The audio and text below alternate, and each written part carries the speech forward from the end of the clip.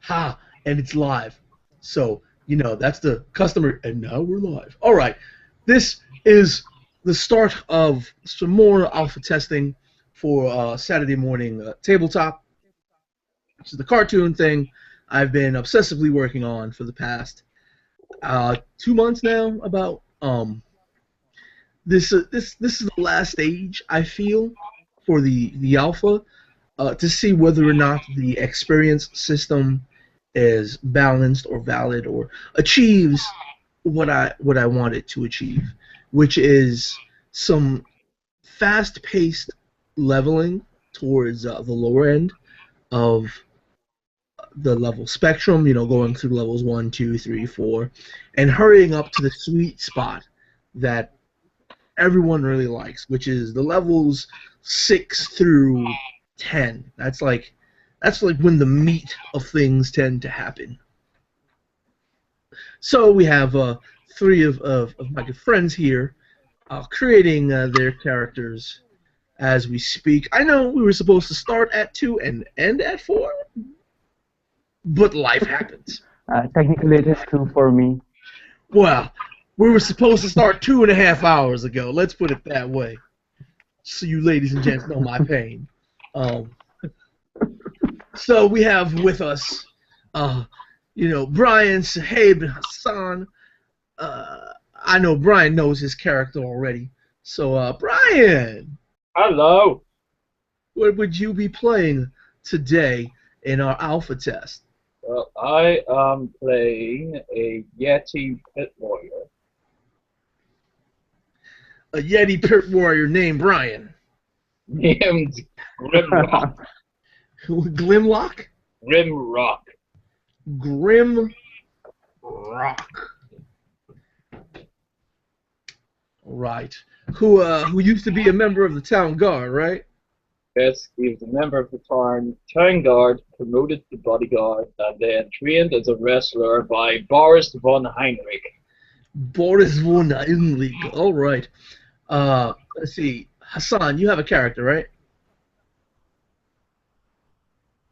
Almost have a character. Almost has a character. Well, And waiting for. you know what? You know what? I'm not gonna create a character. I'm bringing in the freaking human pit warrior in. All right. At the moment, I can't even think of any new characters. Well, I mean, you have like, what is it, 12 as backup? Yeah. Got 12 backup characters. For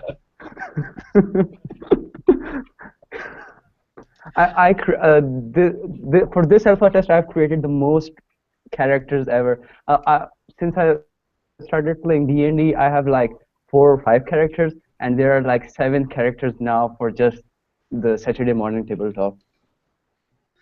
Oh, I'm glad to hear that you have so much fun making characters for this thing. And at least So yeah, I'm bringing in a human pit warrior whose name is Ragnar Shen, and he's not supposed to wield weapons, but he hits really hard. And we'll see that in game actually. So we have 2 pit warriors. We're a tag team. Yeah, apparently.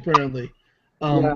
So while Hassan finishes up his character, I'd like to say this is with the most up-to-date iteration of the March Alpha rules.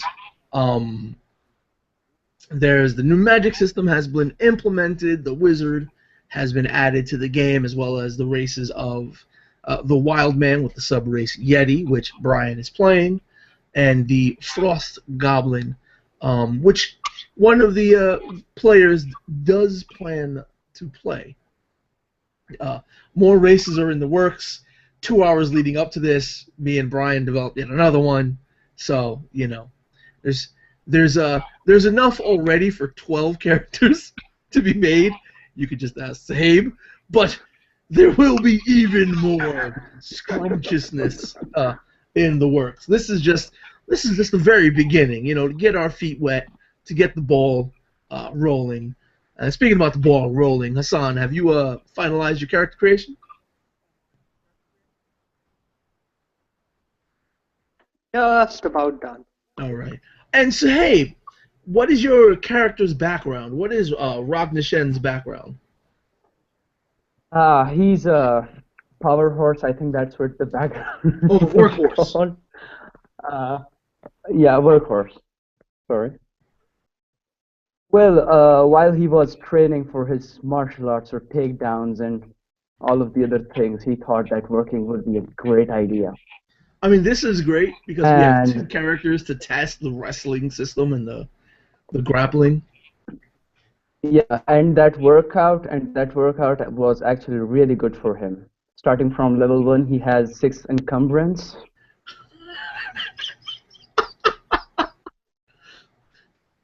Oh, goodness glaciers. All right. So saying that normal Dungeons and Dragons, which this is built off the OGL of, doesn't have very much in the way of grappling rules. It's very vague, and being that the only unarmed combatant they really have is a monk, which is very mythic China in its design, or mythical Asia in its design. I put in some Greco-Roman pro wrestling rules for Saturday morning tabletop, and it seems that we have two players that want to test those rules out. So Oh that's going to yes. be amazing. It's going to be really amazing. And bum, bum, So, bum. so as I get an extra feat, right? I went with the street brawler, and I said 6 encumbrance, but that was actually wrong. I have 3 encumbrance because I did not take the any other feat which would increase my AP. That was a mistake. Till I get that, I'll just save this You double your extra. encumbrance threshold with the workhorse. Oh yeah, sorry. My bad again. So your strength would be My mind is not working. what's My your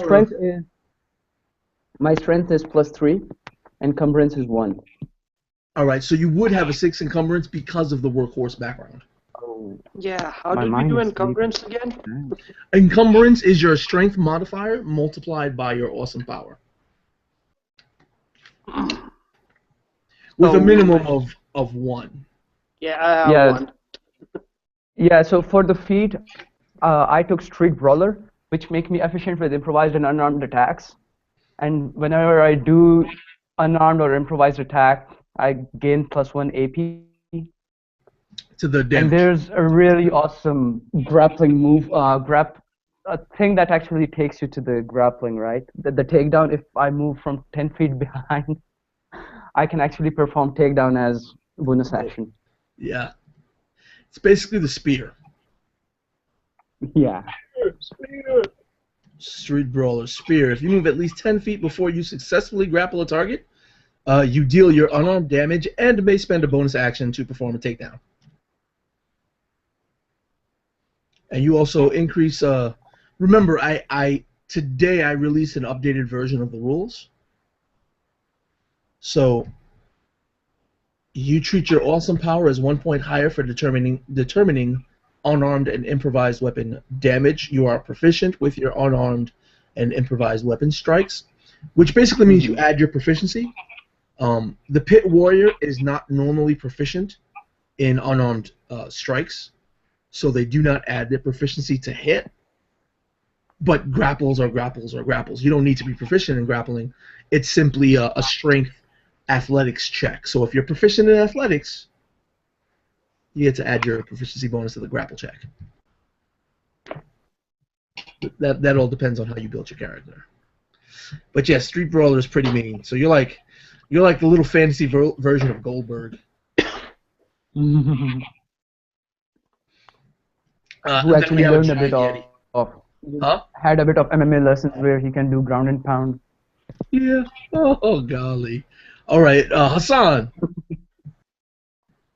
Yeah, I'm done. I just forgot to pick a background, but otherwise Voider is ready. All right, what's his name? Voider. Wider. No, Voider. Warder.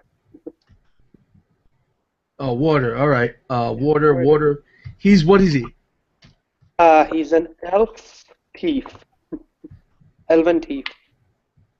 All right. Yeah. Elf He thief. goes by the name Voider. He likes to keep his real name to himself. Okay, and background is not yet selected, right? So if anybody want to suggest something real quick. Let's see, elf.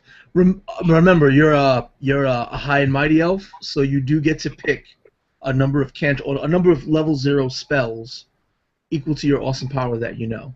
So if you only have an awesome power of 1, you can pick one, and it's from any school. But that is cool. So you're looking for a background. Weapons, unarmed damage, mundane gear, character options, no. Background, street rat. Acrobatics and stealth are the skill proficiencies. I already took both. Huh? Yeah, you already took both. I mean, you could be a bookworm because you're a elf. That could work, yeah. And it'll be Firebolt. That's my cantrip. All right. Oh golly. That's great. So you're a bookworm. Bookworms, you spend your childhood in a grand library surrounded by books. You may not have the best people skills or be the strongest here around, but when it comes to battling evildoers, you have the best weapon around. Research! Your skill proficiencies as a bookworm that you gain are Arcana and History. You can choose 2 languages of your choice to know. Your additional equipment is 1 large dusty book about some old dusty subject, some old dusty clothes, and a riddle you have yet been able to solve. Your feature for your background is Dusty Knowledge. You're not the brightest and are far from having all the answers, but when there's a question, you know where to look to find the answer. In a big old dusty book. The problem is finding the right big old dusty book. So get to the library and hit those books. Right? The GM, me, may decide that some information is secretly stowed away or held hostage in some evildoer. Basically, if there's a question that needs answering, you can do research. Roll your knowledge history or something pertaining to the secret of the question you're wishing to discover. Like, we're fighting goblins. What are goblins weak against? Roll history. They're weak against things that hit hard. Stuff like that. Yep. So, okay, then I'm ready. All right, so we're going to be starting our adventure in our favorite little town of Fiskton. You can see the map. This poor little town that's beset by all manner of ills, and yet the denizens of Fiskton never run away, they never leave, they never abandon their town. No matter how many times their buildings are destroyed, they have the mantra of "we will rebuild." And this will be your first quest. Let's get dangerous. Rated RP-13. Which will keep rated RP-13 and not up the rating like Sahib wants until we know exactly where we stand. Hey, come on, it's fun, man. If you up the rating, then I could get to rip people to pieces and stuff,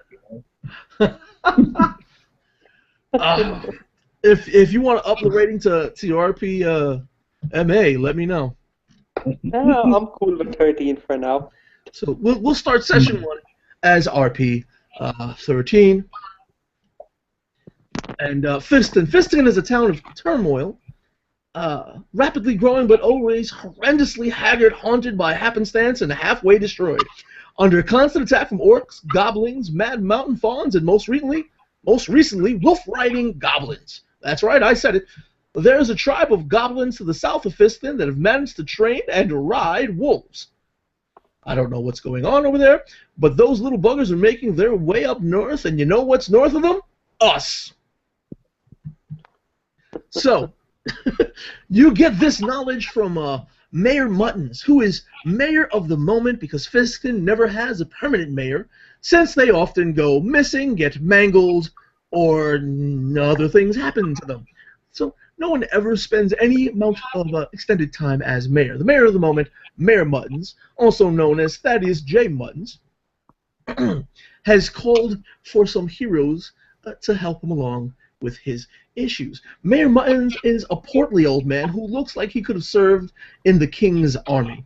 He's constantly chewing on a blade of grass and muttering to himself, "I'm trying to quit. I'm trying to quit." Some of Fiston's townfolk have taken to calling him Billy Goat Muttons. Mayor Muttons is short and stocky old fart who likes to wear a tall top hat and suspenders. You can always find him with his sleeves rolled up and ready to help out in town with anything that needs helping out with. Some people say old Billy Goat Muttons, Fiston's mayor of the moment, may last to actually be Fiston's first actual mayor. So when you stop to chat with Mayor Muttons, he proceeds to say the following. After 2 straight weeks of peaceful rebuilding, 2 weeks also being the amount of time I've been mayor, we seem to have some trouble stirring. Our lumberjacks in the south have been sighting wolves. Normally nothing really to worry about. Now, you see, being mayor, even if only for the moment, it's my job to worry. Especially when the wolves being sighted are carrying goblin riders. Now, I don't know how goblins have managed to take, train, and ride wolves, but it's cause for concern. Now, our lumberjacks have had to move from the southern woods up further north across the river. Problem is, our lumberjacks have to appease that darn bridge troll. Now, we have to get our people back to the southern woods, but first, we need this problem solved. The way I see it, there's 3 ways to handle this situation. The hard way, the not-so-hard way, and the way I'd do it. And after he finishes speaking those words, he places the great blade of grass back into his mouth, takes off his top hat, and runs his fingers through his hair, waiting for you gentlemen to respond.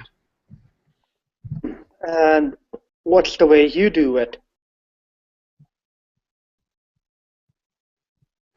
Why did I ask? The way I'd do it. Well, I'd find some bright-eyed young heroes, explain the situation, and offer them 3 possibilities.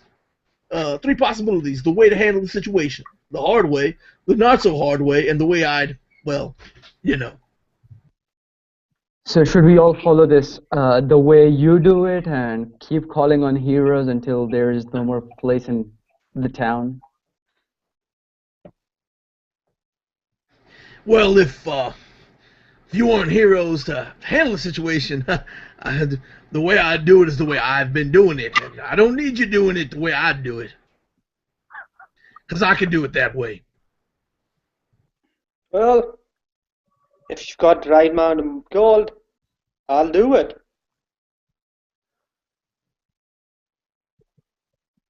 The right amount of gold. Well, still with his top hat off, begins rubbing his forehead. I thought you were heroes. We don't have much here now, but I'm sure we could arrange something.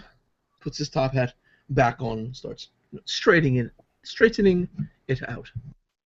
Heroes have to fill their bellies somehow.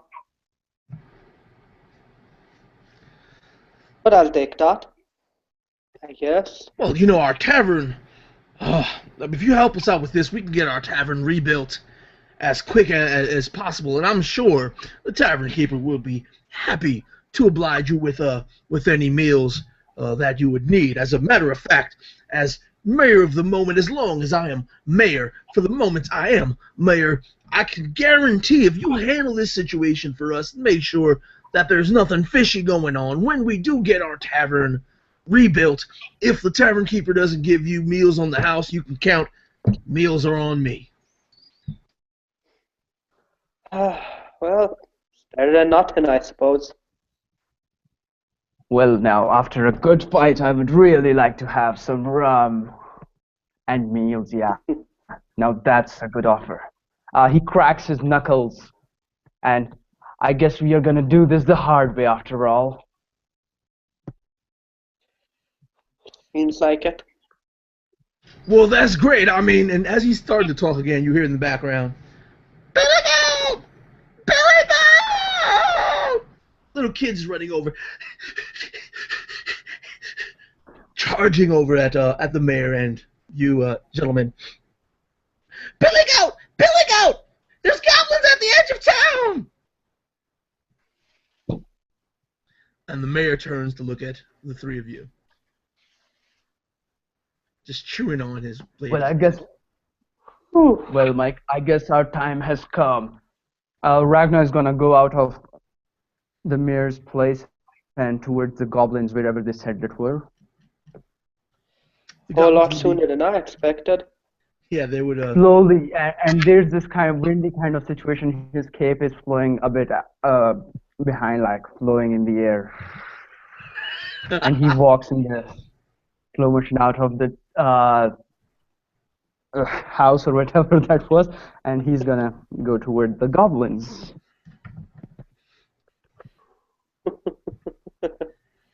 Oh, never want to be old, you know. Let's call it, oh. Pushed aside, Voider will follow, and as he does so, he'll undo his ponytail he wears, letting his own hair fly in that wind.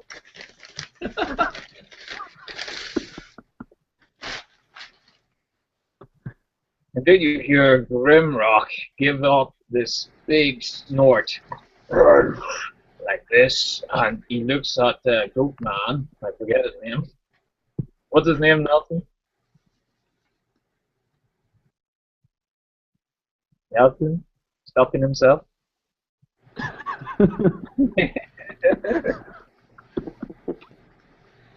Mayor Mutton, that's his name, yeah? He looks at Mutton, gives this big cheesy big smile as if everybody's leaving him alone with this guy, and then he follows the other two, and yeah, Grimrock help, yeah.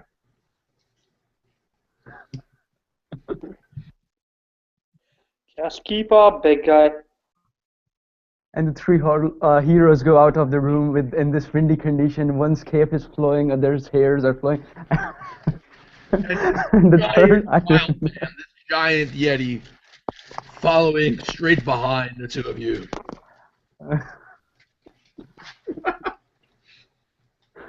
So you get to the edge of town, and you see the commotion. There is a handful of goblins harassing the townsfolk. You know, they're pulling their hair and clothes, kicking them, and throwing rocks around, climbing up the walls of some buildings, and just creating a whole ruckus. Mm-hmm. You see about 6 of them. Oh, well, I'll count on you guys to distract them. Are there any rocks around there? You know, something I can throw? I'll tell you straight away by looking at them. You can tell that they're not too big of a threat for you guys. In other words, even though you're level 1, these goblins are whelps and just minions compared to you guys.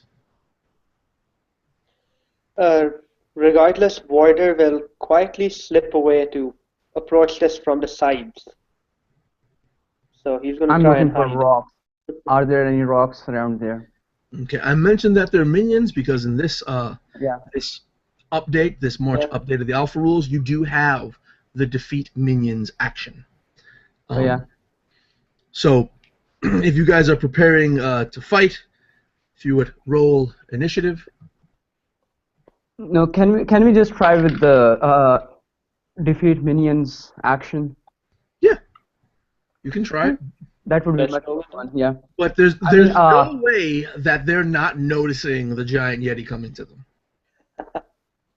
Well, Grimrock is just walking straight over to the goblins in this big stompy motion of his, and then he stands right in front of them, puts his fists on his hips, and says, "Grimrock not liking goblins coming to town. Grimrock thinks you should leave." Oh, Grimrock. And with that, the goblins roll a 9 initiative.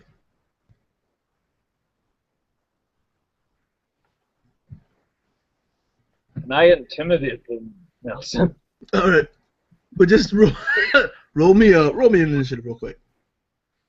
Oh, Just okay. tell me if you got above a 9. I got 11. Is that with any modifier? That's plus your dexterity modifier. That's Yeah, that pushes me up. that puts me to 13. 22. And I guess there's no initiative modifier for Suhaib. He just ran away crying. Yeah, he'll be back. It's probably his internet.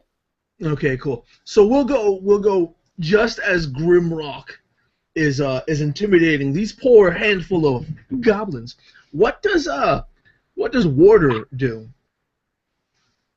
Warder will try to, while he realizes the goblins are clearly distracted, he is going to try and slink away into the shadows. All right, so he slinks away into the shadows. Is that all he does?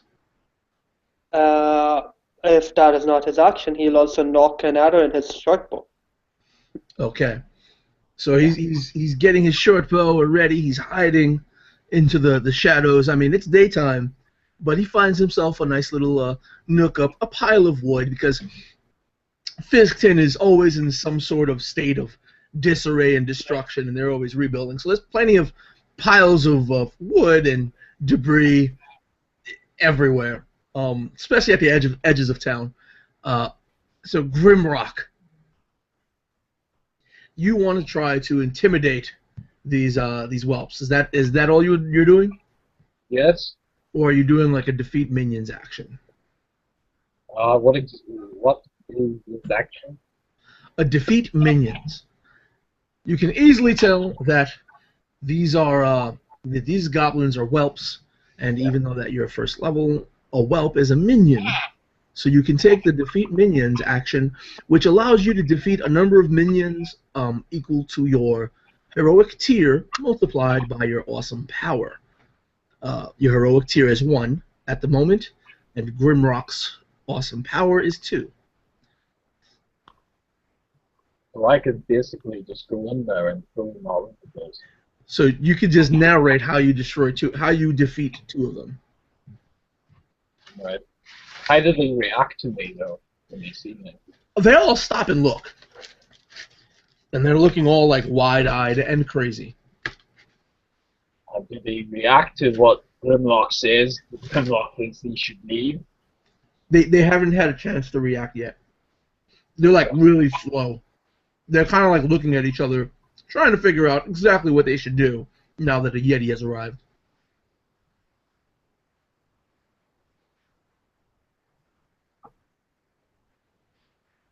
So he's waiting for a reaction for them. Grimlock is snorting again. And then he goes, "Okay, 1, 2." They all look He just incredibly. turns around and looks around at Ryder and gestures. What comes after 2? They if you're holding your action for them to react, what are you holding it for? Oh, I'll do the feet minion action. Defeat minions. Yeah, So if they don't run away, you're gonna defeat minions. yeah. Perfect. They actually don't run away. they grossly outnumber you, since they only see one Yeti. No one knows where Ragna is, and Warder is hiding somewhere, so nobody sees Warder either. I figure 6 of them. They actually say it in common. 6. 6. Yeah. Yes. There's more of us than you, big guy. Why don't you run? 1, 2, and you can interrupt with your defeat minions action. Oh no. Wow. Okay, so What a night. yeah, I know, right? We may have permanently lost Ragna.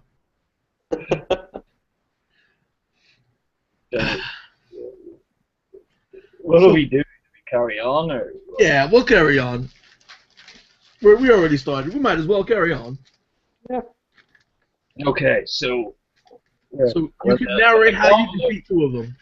When the goblin mimics Grimrock, and says 2, and then Grimrock just gives out this big snorty roar, and then charges them, and improvising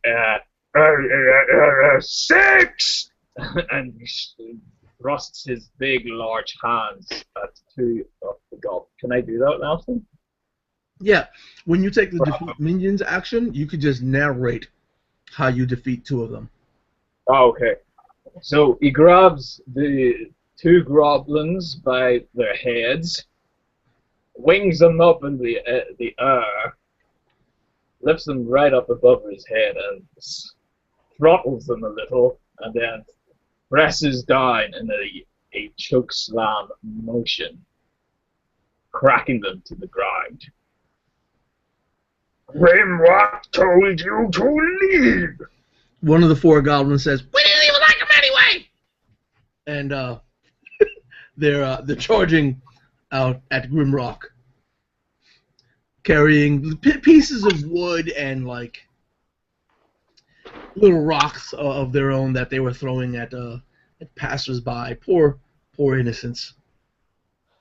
And 4 of them actually all charge Grimrock, and they're all attacking you sort of haphazardly. They're not really working together. Grimrock's AC was 17, correct? Yes. All right, so that's only one of them manages to hit Grimrock. Right. And he clocks you on the knee, and it hits solidly. Boop! For 2 points of bludgeoning damage. Okay. And as he does so, he actually splinters the piece of wood that he has a bit, and he raises it up triumphantly. Ah! I told you to run! Now it's too late! So, yes, Grimlock feels all these little things hit him until, and it felt like little petty little hits bouncing off his skin until he has that one crack his knee, and he just, he hit Grimlock!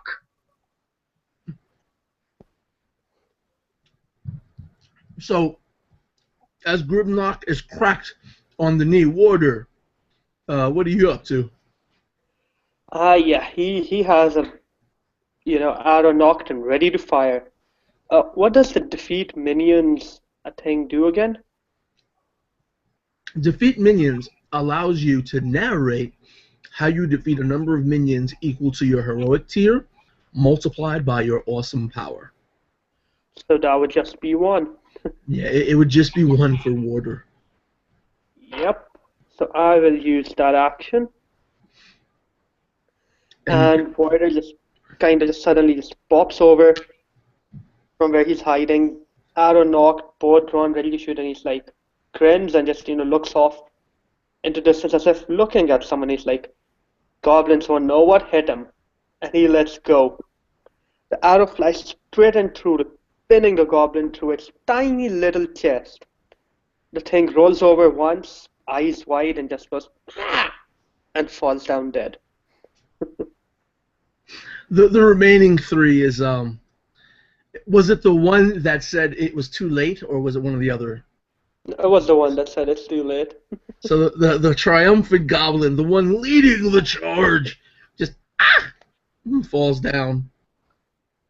The halfway cracked plank of wood still has a death grip on it, and his foot starts twitching a little bit. The last three of remaining goblins that were oh wait, they don't go yet. Grimrock, it's your go. Okay, so there is 3 left, yes? 3 of them left, yes. Okay, so they're all close to me, so Grimrock is going to grapple one of these goblins. Oh, okay.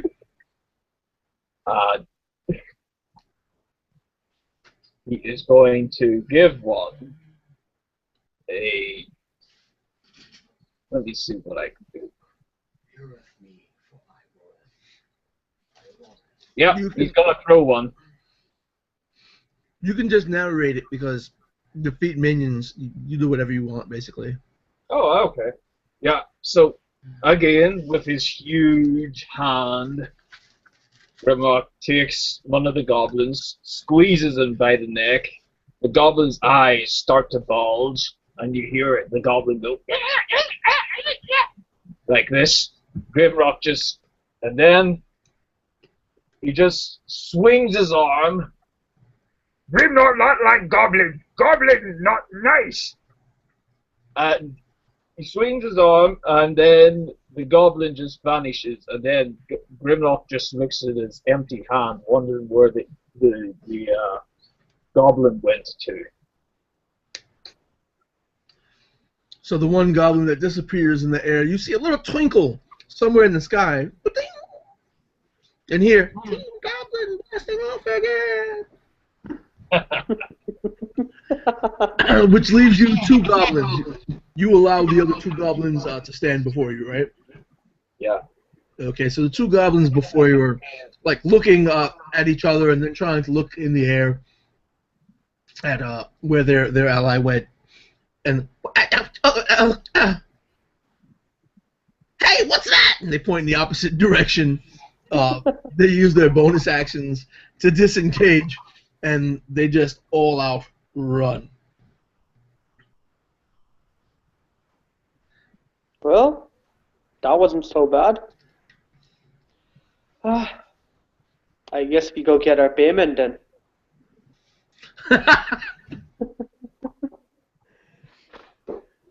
Grimrock nods to Ryder, and next Grimrock wants a big new belt. And you'll get it, big guy. So where are you guys heading to now? I guess we'll go report back first. So there is The old the mayor navigation was that the river to the north and the bridge, wasn't it? There's the lumberjacks are located. Yeah. Okay, let me screen share so I can show you the map. See, this is the bridge. They're currently north of the bridge. Mm-hmm. Okay. But remember, to cross the bridge, you have to please the bridge troll. Sure. Well then, big guy. What happened? What should we do? Troll? There's a troll, isn't there? Don't you worry about that, troll. I'll take care of it.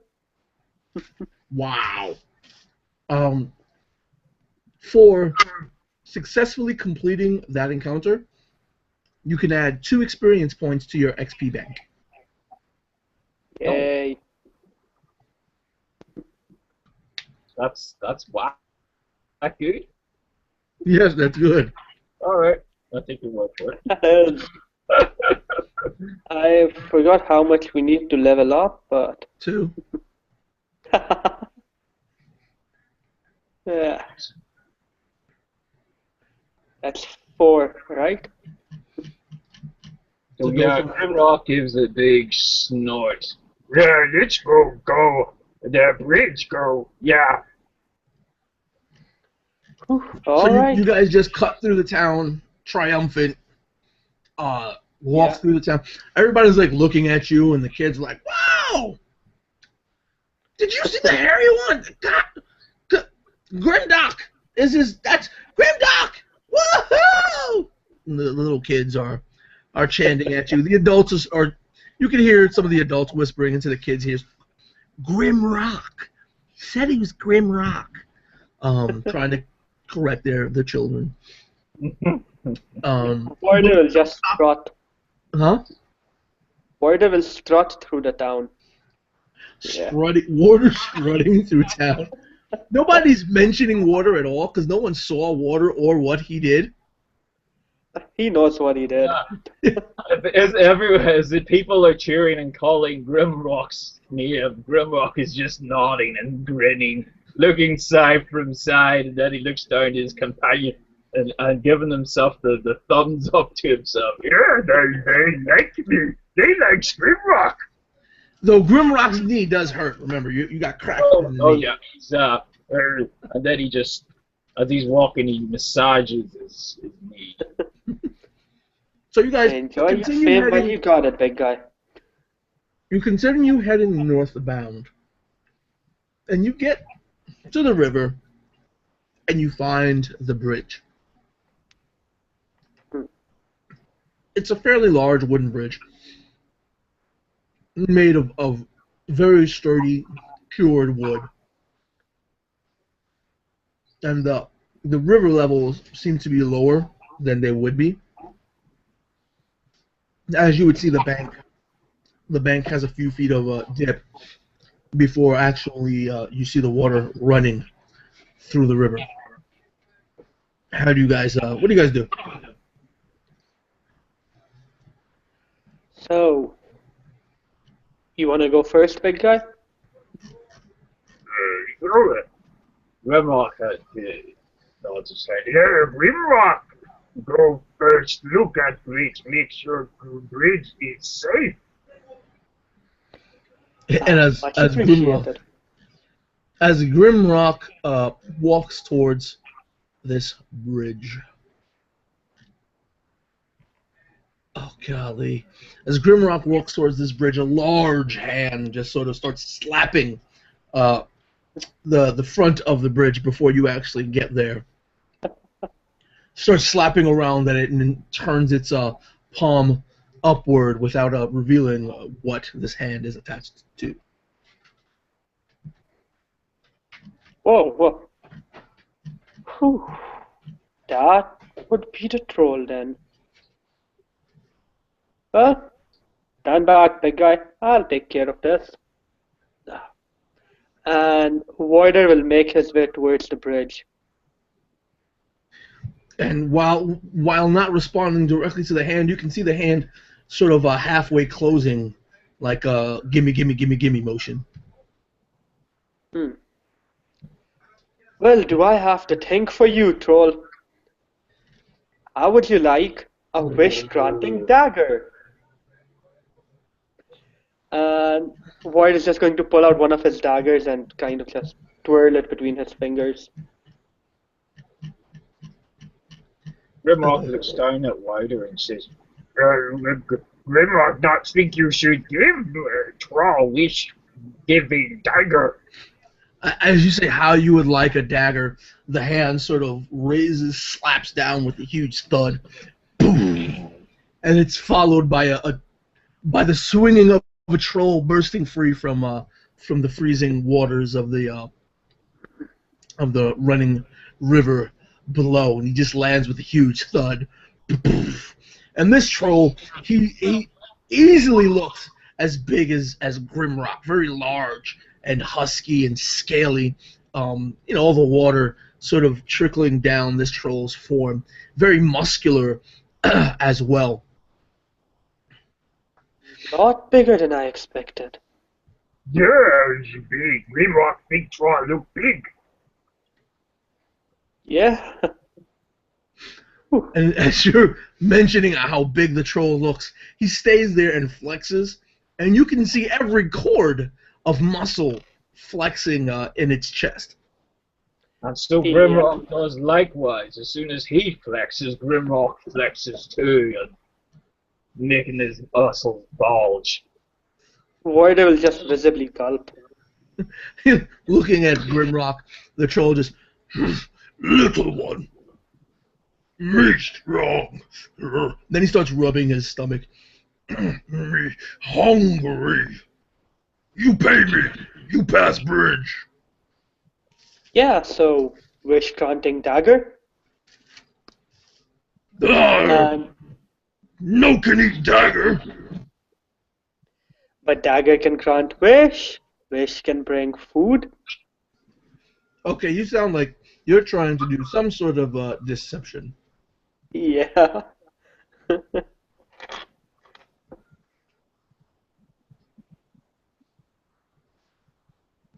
Should I roll for it? Yes, you should roll for it. Okay. Ooh, so. What did you roll? Um. 11? An 11. Yeah. If wish grant dagger, grant wish. You wish, me no crush you. Let's see what happen. And he starts cracking his knuckles. Which Yeah, sounds boy, like boulders and rocks cracking together as he does so. Voider shrugs and quietly slips the dagger back into its, tiny little scab. It's like, will gold do? It rolls out a little coin.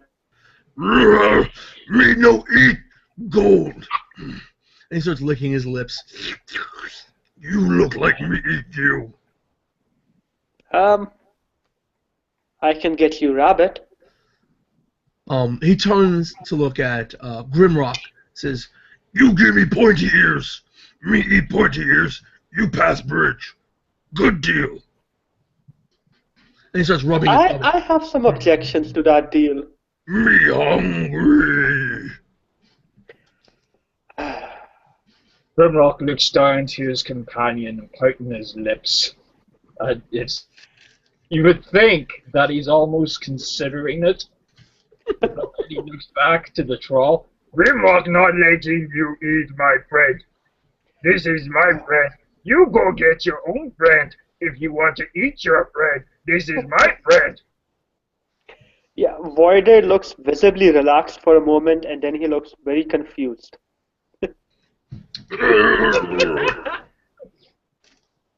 Me no eat friend. Me no have friend. Me have hunger.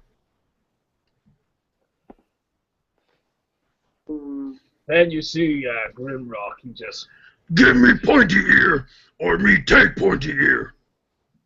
Wait. How about you let us pass and we bring back lots of goblins? Lots of goblins. You... Me eat, then you pass. You Pass, can then me take my... get no good deal. So no lots of goblins? Me hungry now. And he actually starts reaching forward toward her. Yeah, Voider's going to try and run back and hide behind Grimrock. Happened because I just kind of froze there.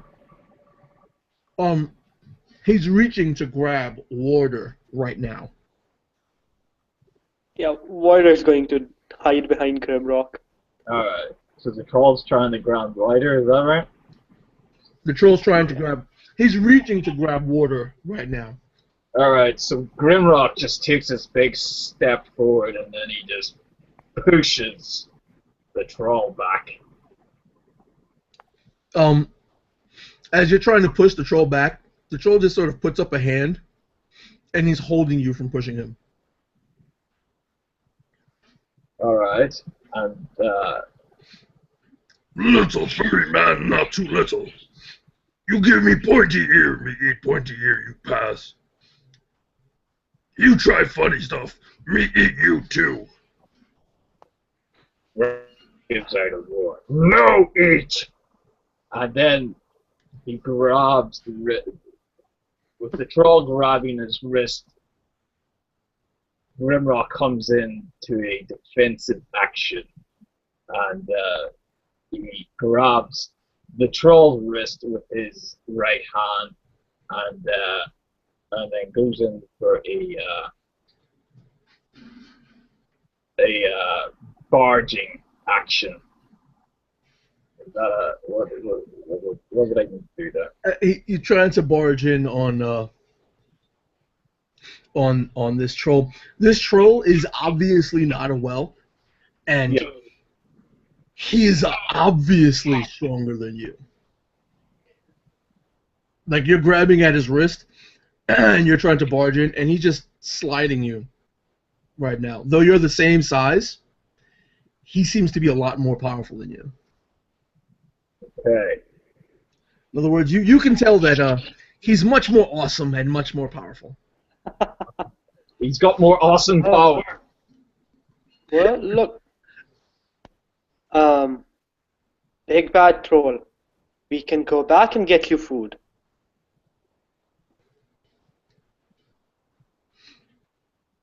Does that work? Standing deal. Twice as much. You make me wait. Okay. That sounds fair. Then the troll grabs Grimrock by the nape of the neck and sort of squeezes and says, Furry one stays here. What? and he looks up at the sky. Next time, sun that high. Me eat furry one, or me eat food you bring. 2 times food. Grimrock actually looks a bit worried. Look, Because guy- nobody's ever stopped his grip before. He's always usually beaten creatures smaller than himself, and once wrestled an ogre, but that was because of his mentor Boris von Heinrich's tuition. This troll is more definitely stronger than him, and he looks a bit concerned. It's really on his face, and he looks down to Ryder. Ryder friend go get food, yeah? Yeah, I'll be back. I won't forget you, big guy. Just keep waiting. Don't worry. And Ryder will turn around and leave for the search of some deer, anything he could get as food for this troll he definitely hates. Well, you can't go any further north, because to go further north, you need to walk over the bridge, and the bridge troll will not allow it. Yeah. You can go back south, but there's not much in the way of woods back south, since most of it has been cleared, and all you can really see is the town of Fiskton.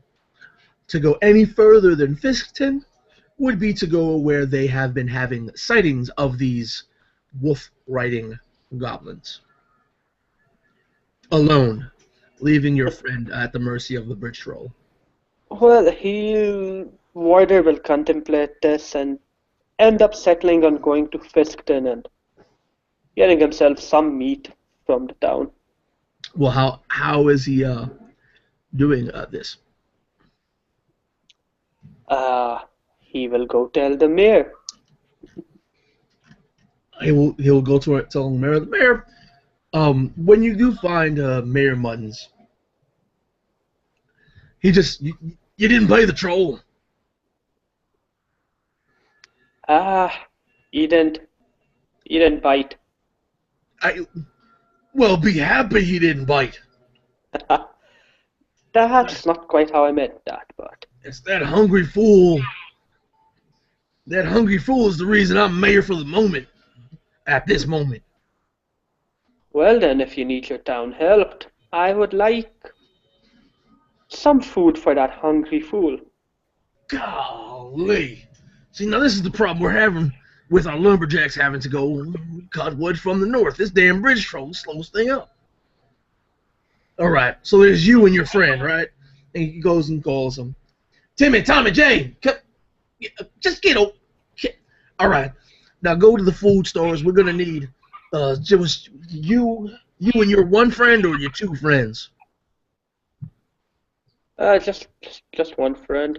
All right, so it's 2 rations for each traveler. Okay, you're gonna need 4 rations We're gonna across. need twice as much. Twice as? What do you mean twice as much? Just trust me on that. Look, you're supposed to be helping us out here, not This extorting is us. going to help you out. How is this? You're extorting us for our food supplies. Now, I said once the situation was resolved that you could have your meals. We'll rebuild the tavern out there. Be on me, but Yeah, well, just think of this as forward payment for services rendered. you are one of the most iffiest heroes I have ever laid my old eyes upon. All right, Timmy, Tommy, Jane, get 8 rations. 8 rations. So these fools, yeah, I don't want them to eat his friend. That's just wrong. I wouldn't be very upstanding. I mean, just get them 8 rations. Go ahead. Look, the kids, it's all run off. And it takes a few hours of them getting back. They come back and they're complaining to old Billy Goat Buttons that, their parents were like, "Why do you need so much?" and blah blah blah. But he has a sack full of rations, and indeed there are 8 rations there. Yeah, Warder's just going to take that and leave quietly. So Warder leaves quietly, and as the sun is setting right now, there's only small wisps of light. It's very, very dark where there does happen to be trees, but along the river it's clear cut fairly well. You can see the bridge troll sitting there, and he's just grabbing on Grimrock's ankle, and every time Grimrock tries to move in any direction, he sort of just pulls him and giggles. Yeah, Warder will just walk over and just toss 4 rations at the troll. The troll lets go of Grimrock and starts slamming on the floor, and just puts a huge barrier up with his huge meaty hands, and pulls the 4 rations to him, and very delicately actually starts unraveling the rations, and the troll's eyes are just growing big, and you can see the drool coming out of the troll's mouth. And he sits there and he just tears apart all 4 rations, and then he's counting on his fingers. Good, go ahead. Well, told you I'd be back, Grimrock. Don't make me wait when you come back. What? He shuffles off to the edge of the embankment, and then jumps off, and you hear a splish as he swims back under the bridge. God. Grimrock ruffles and rises up to his feet, and he blinking and feels very humiliated at this moment. Ryder, you took time. Sorry about that. And Warder's just going to awkwardly pat Grimrock on the arm. Tron, I'm no longer Tron. Tron keeps telling Grimrock too many stupid troll stories. Hey, we'll take care As a of matter of fact, one of those stories were how the troll wrestled a dragon and won. How that troll wrestled a dragon and won. But he did tell a very good story. One good story that Grimrock liked.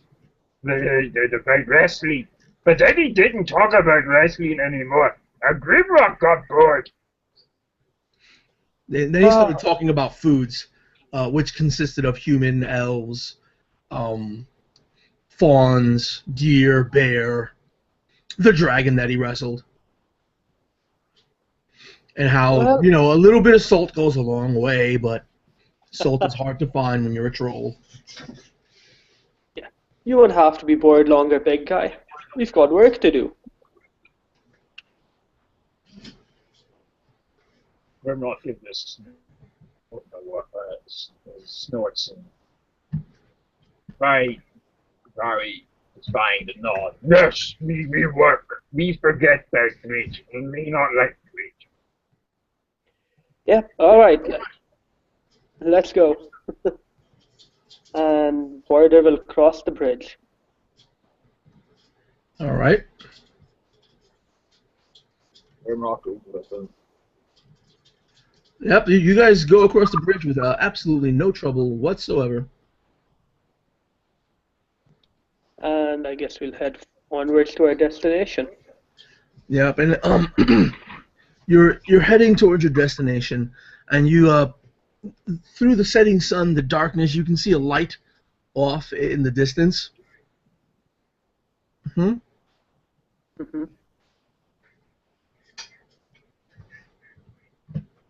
Is it like a twinkling type of light? Is it like can we visibly see any sort of settlement or whatever?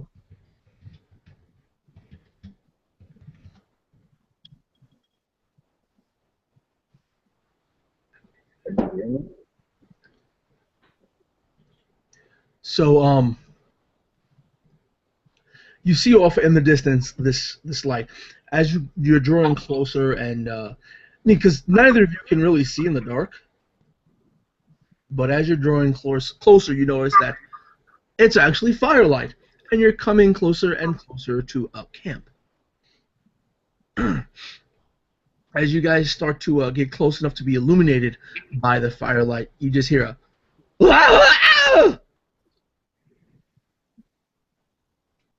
How do you guys respond initially?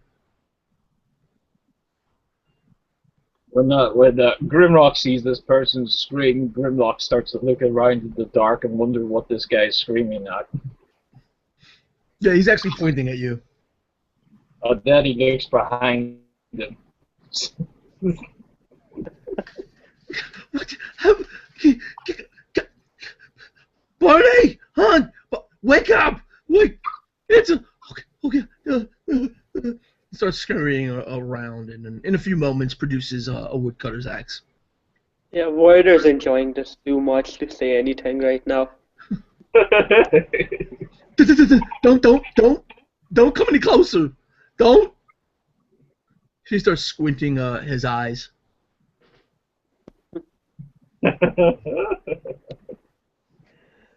What is wrong with little man? What's wrong with... And then two more little men show up.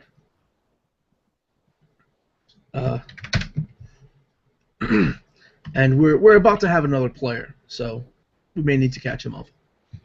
But two more little men show up, and there's three humans standing there. The other two bring axes as well. They burst out of their tents, looking around. What's going? Dude, it's a Yeti. Come, put the axe down. Come over. And he starts waving you guys over. What's up, Josh? Not much. I'm quickly making a character. All right, we're starting off at level 1 currently, and we'll just say you were already at the encampment.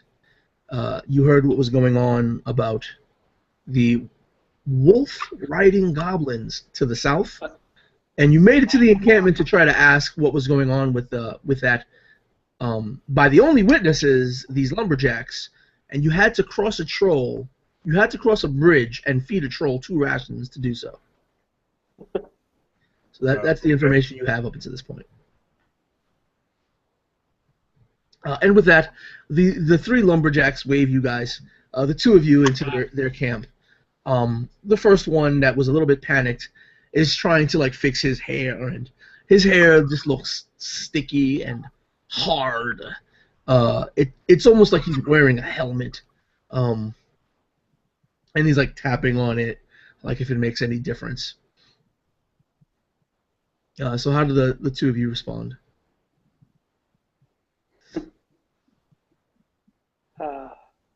Yeah, Warder will step forward at this point.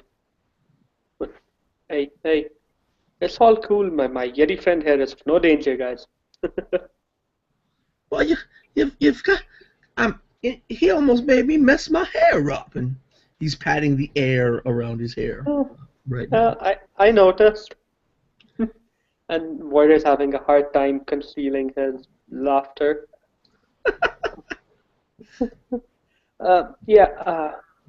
The mayor sent us.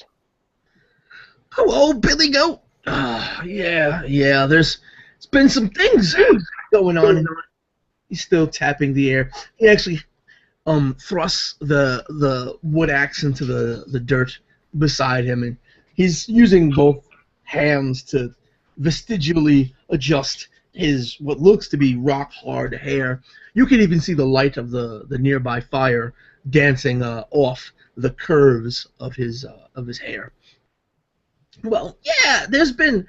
You see, this is not the first large fuzzy creature we've seen. One of the other ones goes, "Hey, Yeti." Grimlock gives a snort. Grimlock, not fuzzy creature. Grimlock Yeti. Yeah, maybe not the brightest Yeti we've ever encountered, but they're people too. Well, yeah, people too, but Fuzzy, look, large hairy things in these forests, I'm telling you. Oh, what else have you seen that's large and fuzzy? Well, you know what? The weirdest thing, okay. We were to the south of Fiston, right? Now, normally it's called the Wolfwood, because, of course, wolves, if they're there, it's a thing. Now, when you talk about a thing, the weirdest thing, right, is I seen one of them wolves with these two peepers of mine. And I'm telling you, he was large. I swear, just as large, if not larger than your friend here. And his fur? He starts looking around as if to be validated by someone. The someone he's looking to be validated by is apparently not there, but it doesn't matter to him. His fur was poofy. Now, I'm not talking frizzy. I'm talking poofy. Grimlock looks visibly confused and looks down at Ryder, gives him a little nudge and poke on the shoulder, and says, "What is poofy?" As he takes a few steps over to the left, being knocked off of balance. Well, take it easy, big guy.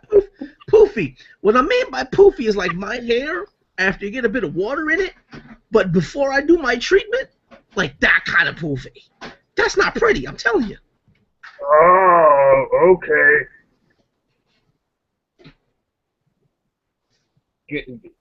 Grimlock just nods and just his eyes look around, and he still doesn't get it.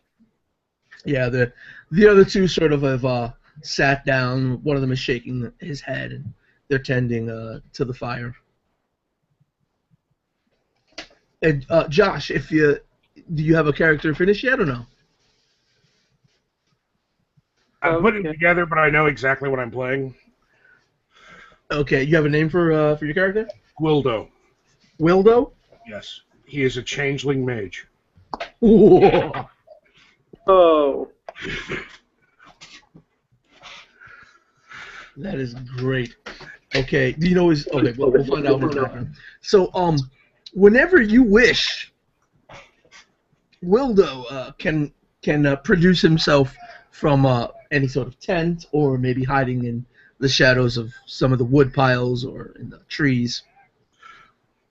You can feel free to enter the scene now if you wish. Okay, who's all here?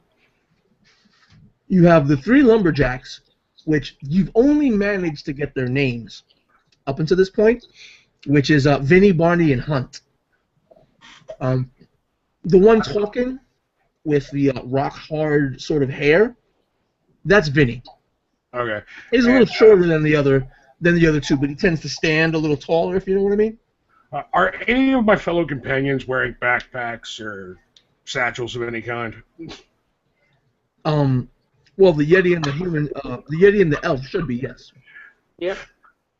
Okay. Gwildo will suddenly, begin to transform from this pouch that was on our humans, next to our humans' coin purse. It was, it kind of, no, Gwildo. Starts with a G. It was kind of an extra coin purse that he didn't really know he had, and the coin purse turns into a roughly 5'9" blue-skinned guy with long hair wearing red robes.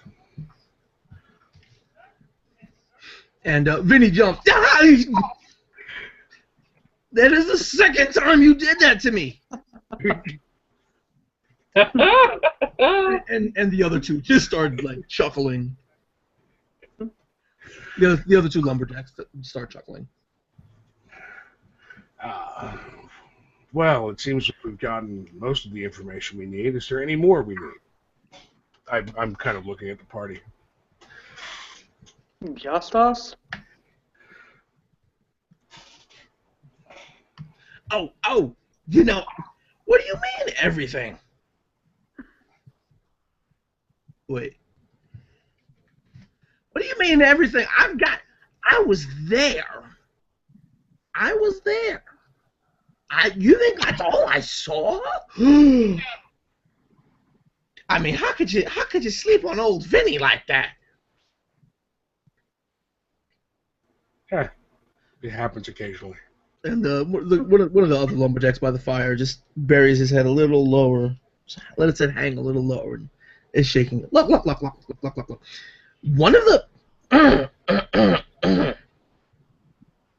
those little green guys, right?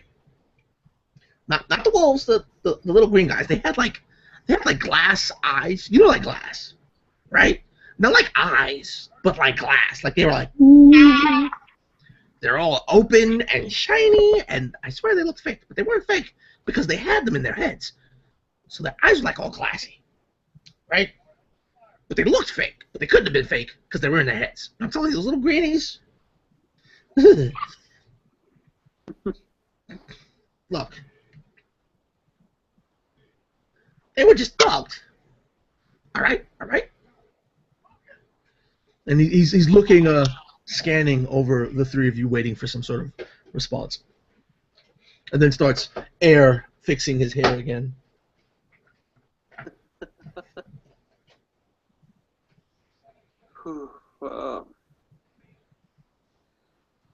Okay, and what do you want us to do, man? Look, you need to take care of them. We need to get back to... You know how hard it is to have to come over here and spend, like... We've got to spend a few days cutting down trees just so we can get enough wood to make it worth having to pay that dang bridge troll to cross over. We can't be going back willy-nilly on a daily basis. I mean, when we were lumberjacking our lumberjackness down south in the Wolfwood like we were supposed to, man, we go in the morning, by sundown we was in our own beds. You know what sleeping in a tent does to Vinny's hair? And he starts air sort of patting again. Okay, you want us... Your hair is poopy.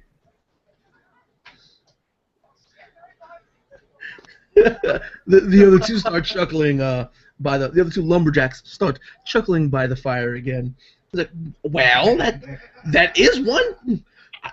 Do you want to see this hair? You don't want to see this hair poofy, and he starts like switching his neck a little bit too loosely. Look. There's One more thing I can remember. The goblins, the little greenies. Starts scrunching up his face when he says it. The little greenies.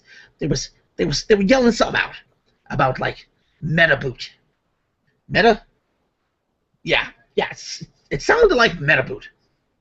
Like it was something important. I remember especially. Okay.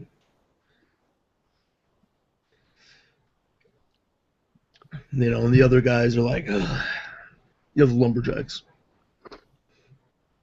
So we take care of the troll, or do we take care of the goblins? Grimrock looks a bit worried. Well, are you asking amongst yourselves, or are you asking Vinny or any of the other lumberjacks? He just states that out generally and loudly.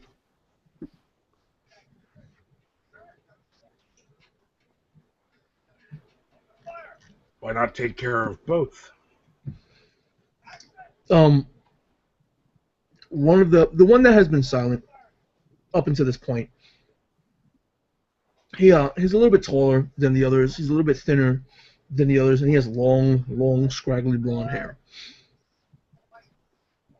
He was sitting silently, and ever since you ran into these lumberjacks, Waldo, he's always looked like he's been upset.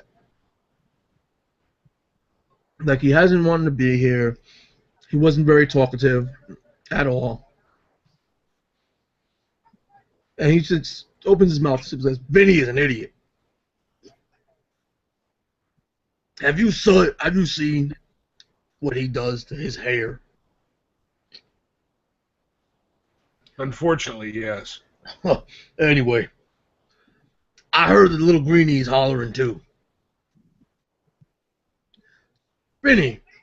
And you see Vinny just sort of starts patting his hair once again, like if it's making any difference at all. Vinny thinks they were hollering some about metaboot. What's a metaboot, right? Well, good thing I know what they were actually saying. Now listen. These were their words exactly. Hail, Megabolt, bringer of the storm, tamer of beasts. Okay. I think it was one of those little greenies, because what wolf talk, right? I was running away to safety at the time, so, but I did hear them.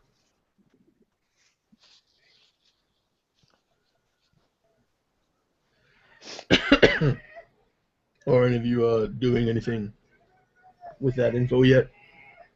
Or what are you doing right now, actually?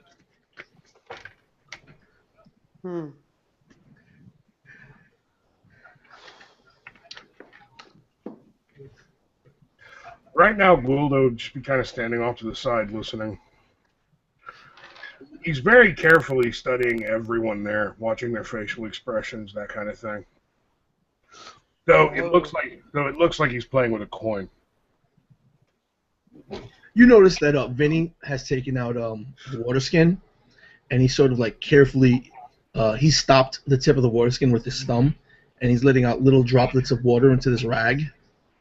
Then he scrunches up the rag and gets it nice and damp, and then he's carefully wrapping it around this helmet he calls hair before climbing back into his tent.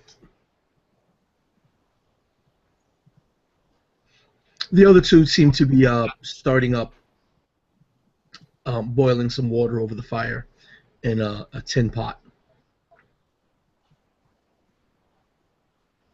What are the other two of you guys doing?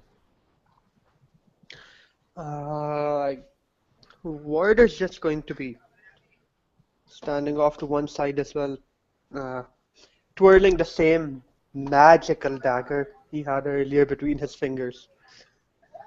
Grimrock looks from side to side, seeing these two twirl something, and he has nothing to twirl.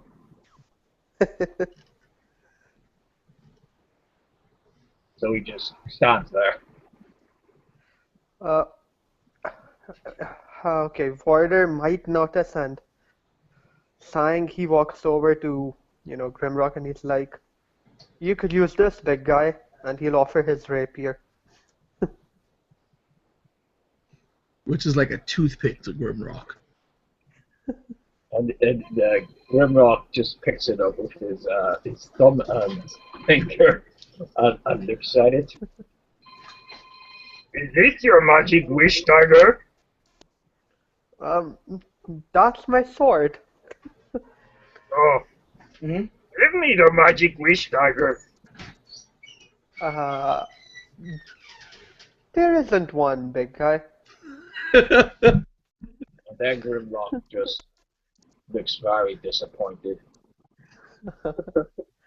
Yeah, sorry about that. And then it's as if it just clicks. Oh, that was a trick. Oh, very good. Yeah, and Voider will look a bit sad. Would have been better if it worked. It worked. Really stupid troll wanted to eat Grimrock. Yeah, we'll take care of him. And Grimrock hands back the rider's spear. Yeah. As you guys are talking back and forth, the last lumberjack, he gets up and he's a lot smaller than you might have thought originally. He's been sitting down here for so long. He's actually a halfling. He's very sort of even keel and relaxed the entire time. He was the one that was giggling constantly at Vinny's musings. He hands you each, the two new arrivals, a tin cup and starts pouring out the contents of the pot to the tin cup. He says, have a drink, and feel free to pitch your tents anywhere around the fire. I'm going to be getting back to bed now. It's been a hell of a day, and there's another hell of a day up ahead of us. So, feel free to make yourselves comfortable. Just keep it down if you wouldn't mind. We really need our rest. Puts the pot over to the corner of the fire on some of the warm rocks and walks over to his tent and climbs in.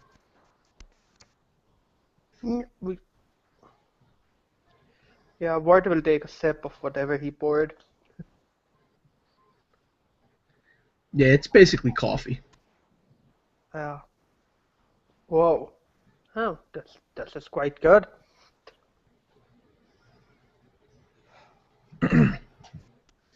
And then he looks from Grimrock to Gildo and it's like, well, what now? Yeah, the sun is just about set by now. The only light you really see is mostly the light of the fire. Yeah. Well, I suppose now we choose what we wish to do.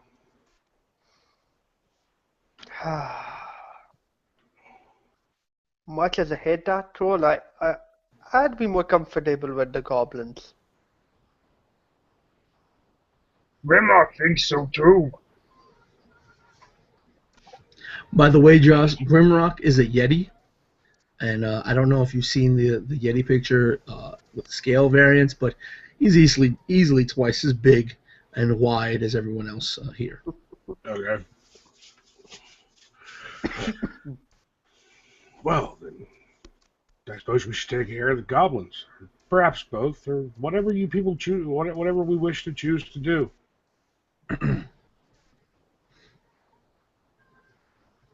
Grimrock thinks we go for goblins because Grimrock can't throw their troll.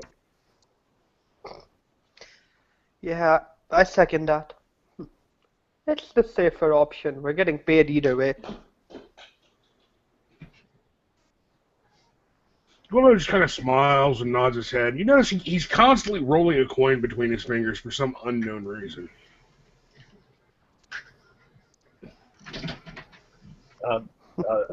And as he's still twirling this, you're fiddling with this coin, Grimrock just is mesmerized by this fiddling of his coin. And he picks a little stick up from the from the ground, and he tries to twiddle this stick around his fingers too, but can't quite do it. And occasionally looking at Wildo and trying to copy what he does. Yeah, whatever looks like a little stick in his hands looks like you could use as a club in yours.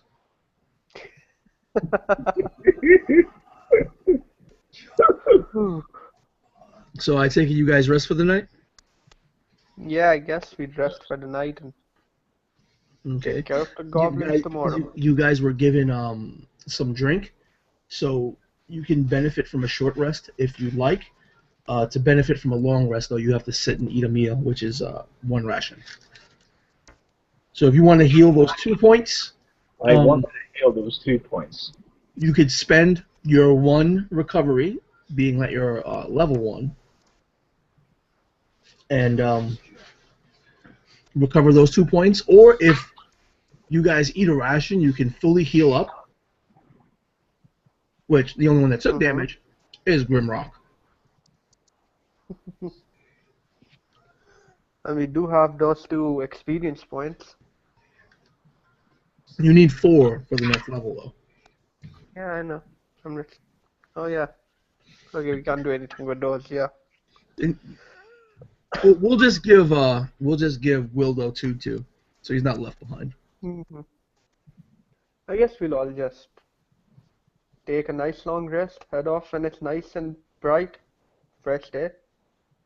We'll say for those 2 experience points, Wildo managed to get a little extra information from the halfling while he was there. You heard the halfling. What the halfling told you, Wildo, was, "I'm no fool. So when those things got close, I ran. But it wasn't the goblins I saw that got me running. It's what I didn't quite see. First, even before those wolf riders made themselves seen and making all that ruckus, I heard the crack of thunder. Always felt like there was others making their way around us." And that's a bit of information that you would have gleaned from him, Wildo. Okay.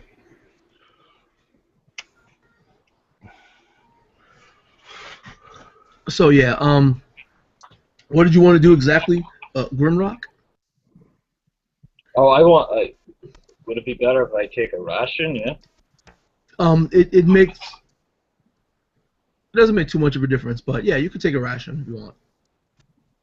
Well, if it doesn't make a big difference, what should I? You can only benefit from 1 short rest for each heroic tier you have before you require a long rest.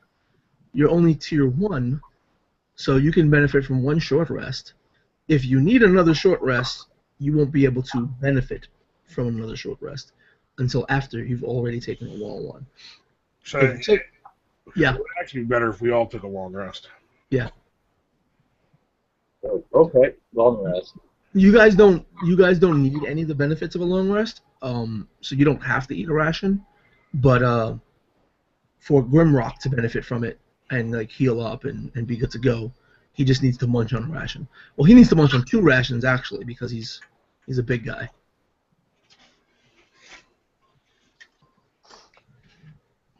So you got that, Grimrock? You gotta dog down 2 rations. Okay.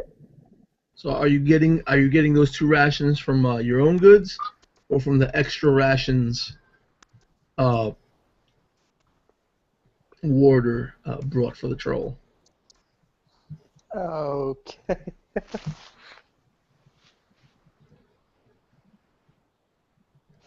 Probably his own rations. All right. So how many rations did you have? Well, Actually, you're a starting character. You would have to get them from your good gear bundle. how much is in that? So using your good gear bundle, I think only has a few uses. Which is it only has 3 uses. So you'd have to use 2 of your uses to get the amount of rations you need right now. Okay, I'll do that. All right, cool. So just mark down that you've used it twice and you have 1 use left. Fully heal. You're good to go. Rising of the next sun. You guys, even before you guys can rise, you're hearing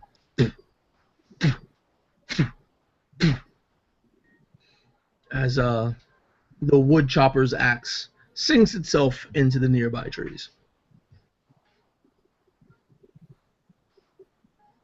And you hear a little bit of song. Hi ho, hi ho, it's off the. Shut up! Shut up! These guys get up early. Well, yeah, okay, Warder will just get up, rubbing his eyes. It's a bit nippy out as well. Yeah, I can see what he meant about tense. Okay then. And he'll look for the other two, Grimrock and Gildo. Grimrock is still sleeping and he's snoring. Yeah, so Warder's going to try and shake Grimrock awake. Wildo's really nowhere to be seen, but where he was sitting last night, there is now a large rock. You do know that you transform into people, right? Yeah, I thought he could transform to inanimate objects as well. People. Oh, okay. No, I did not know that. I thought it was inanimate objects or people. All right. I gotta check to see if I worded that correctly then. If not, that's my fault.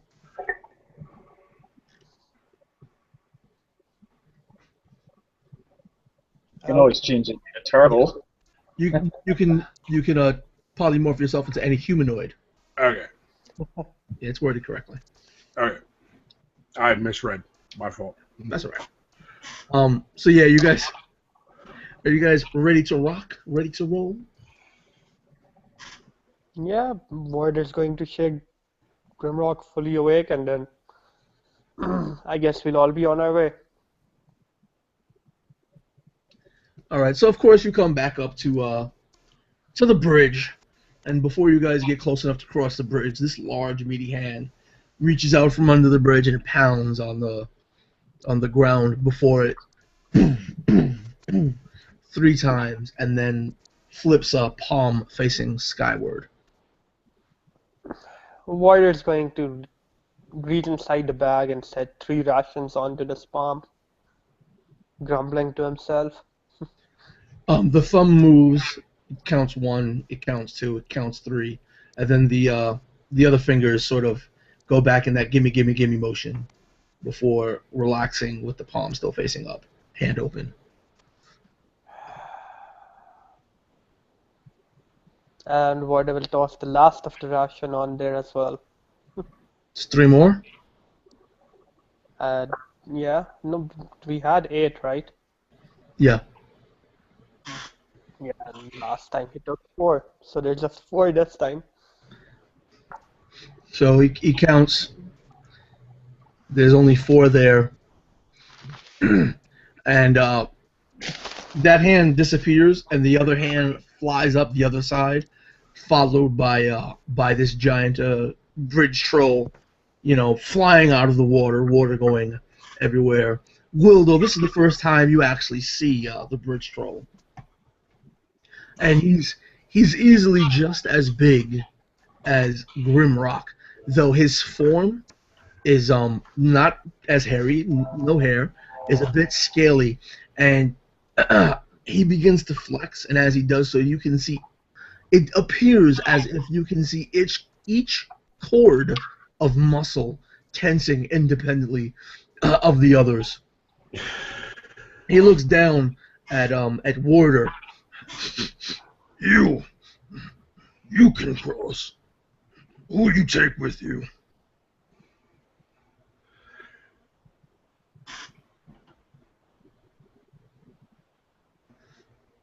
Oh wait, I was muted. Yeah. Whew, what? Wasn't double for yesterday only.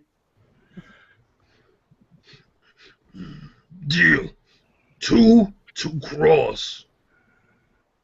And he's counting 1, 2, you, 1, 2, 1 more. Who will you take with you?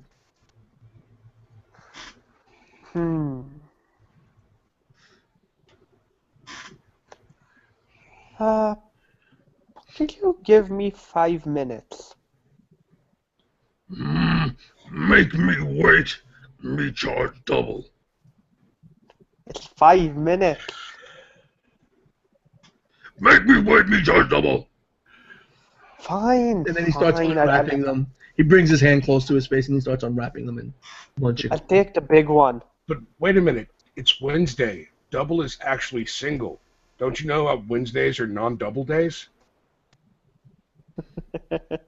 Okay, looks like you're trying to deceive the bridge troll. Well, I hope it doesn't go the way my deception went. So roll your deception and let me know what you get.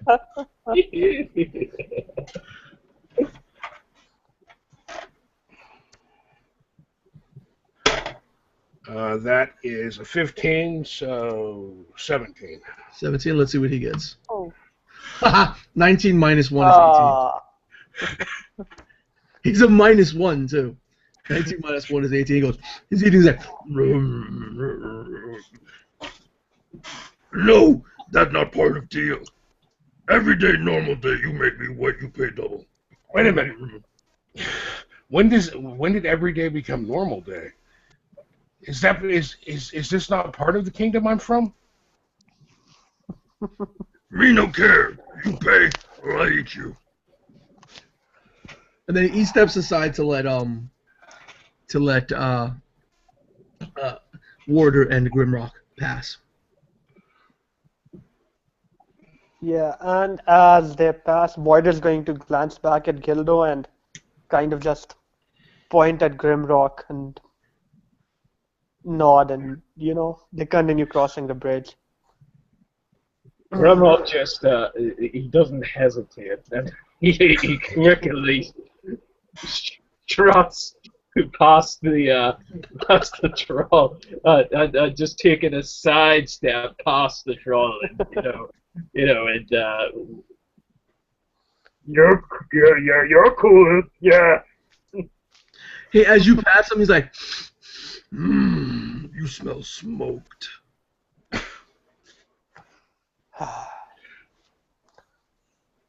And then he steps back to block the way of the bridge, and he's staring at you as he's eating the last bit of the rations he was paid. Well, just kind of looks at you. Said that would be 2 rations, correct? 2. Okay, I'll hand him 2. You hand him 2? Yeah. So these come from your good gear bundle uses, right? Yeah. Okay, so mark off that you've used 2. He takes 2 from you, steps aside, and he starts very, gingerly unwrapping them skillfully and popping the food. And then just walks up to the edge of the river and dives in and goes back under the bridge. I'll run forward and catch up with them and kind of look at those 2. One of these days I'm burning down that bridge. We could just burn the troll, but I was hoping you'd transform into my friend here. I didn't think of that at the time, but I should have. I pointed at him. Oh well, it's done for now. We can do that next time. yeah, Grimrock thinks about that and looking down at Gildo, and he's just a big grin on his face. You could be like me, huh? Be like Grimrock. Both strong. Be tag team, yeah? No. I can look like you. I cannot be like you. Why? And Grimrock just blinks at that more. Okay. So how will you, a ragtag little team of quite unknown heroes, like to proceed? Are you going to go back to Fiskton and rustle up some conversation, or are you going through Fiskton to the southern woods, also known as the Wolfwood. Well, maybe we should get more rations. Maybe a biscuit. Odd Grimrock goes. Maybe food, yeah? Tired, yeah? Grimrock thinks hungry, yeah?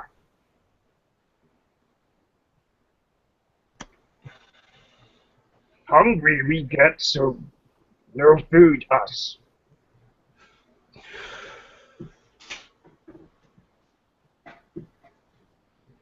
Well, while you're deciding what to do, you do see a cloud of smoke coming from Fiskton. Might as well head back to the town then. Whoa, wait.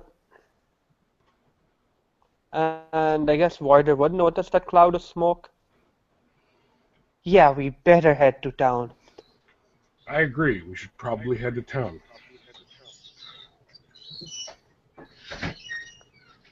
Yep. Grimrock nods in the basement and follows the other two. All right, so you guys head back to town. There's obviously a commotion going on. There's children running around all over the place. There's adults chasing after the children. There's some adults with buckets of snow and water trying to put out some fire on a few of the buildings that are on the other side of town. And you can see a goblin with a large sort of staff with a burning end on it, an elongated torch. Hold on, Nelson. Yeah. Sorry, I'm getting feedback. Okay, who's getting feedback from who? I can hear feedback. I think it's from you. Nah, it's coming from. Say something again, Nelson. Hello. I think it's coming back through Hassan. Yeah, I'll see if it's me. Just a second. Hello. Testing. Okay, yeah. It's Hello? Yeah, the feedback was coming from Hassan. All right, so what I was saying was that there's one goblin on a wolf with a long extended torch. Like if he just happened to put a bunch of pitch at the end of a staff, he's waving it around, laughing maniacally, and he is surrounded by wolves. Is that still there? Is what still where? The feedback. Well, I think it's gone now. no. When you're muted, we don't get the feedback. When you unmute, we do get the feedback. Okay. I'll be back. Basically, no, don't do anything. You're not wearing headphones, right? No, I am, but they're like, I switched to my phone because I was having trouble on the laptop. Just turn your volume down a little bit then. Okay. Hello? Yeah, see, that worked. Well, I can still hear myself a little bit, but it's not as bad.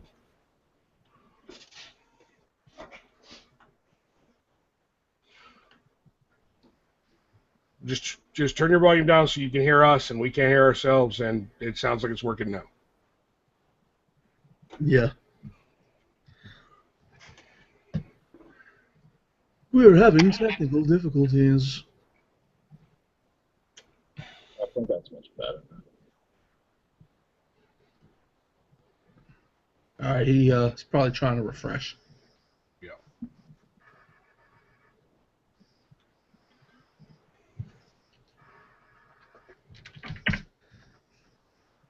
If you want to take this pause, this time out, Josh, to let anybody watching, we only got one viewer right now, but anybody in the future, to know exactly what you are. I'm playing Gwildo, the Changeling Wizard. His arcane praxis is Evoker, and I don't currently know his spells So that's what part I'm doing right now. You better hurry up and learn you some spells. Yeah, I know. Well, did you choose a primary school? I'm trying to look at what schools are which because you renamed them. Well, I remade them, dude. Most of the spells are from scratch. So I'm looking for the destruction school. Fire is probably the most destructive of them all, and Okay. that is the practice of Belenos. So teachings of Belenos, Yep. So that should be that will be my thing. spell schools. The teachings of Belenos. One of the level 0 spells is Ash Eater. So as long as you could burn something, you don't need any water or rations. You could actually eat the ash, and it'll sustain you. Okay. Combust is another, which is pretty mean. So is Pillar of Fire. Warm basically makes you immune to cold weather and resistant to cold damage. And then for your level 1s, you have either Dancing Flame or Heat Metal. And Dancing Flame is pretty much like a Pillar of Fire that you can move. Okay.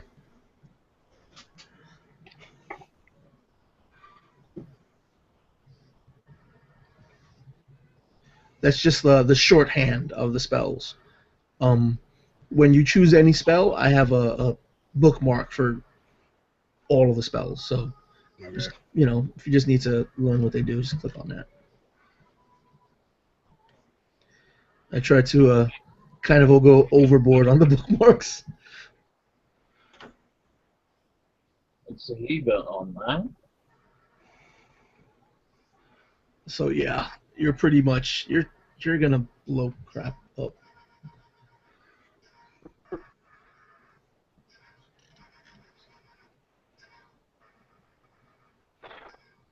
Are you a different age, or are you just not a child? I put myself down as 20, so Well, there's the numerical age doesn't matter for Saturday Morning Tabletop. It is the age category. 20 is not a child. yeah, not a child. Yeah. Yeah. That's no bonuses, no drawbacks. You're just not a child, so being a child has bonuses and drawbacks, and being an old fart also has bonuses and drawbacks. Being an old fart is probably the best for spellcasters, though. Oh well. So, Hassan, I don't know if you heard it or not, but basically, you have one goblin riding a wolf with an elongated torch. The torch seems to be made of a quarterstaff with some pitch burning at one end. There are a few buildings that are kind of lit aflame, and there's one goblin. He's just surrounded by wolves.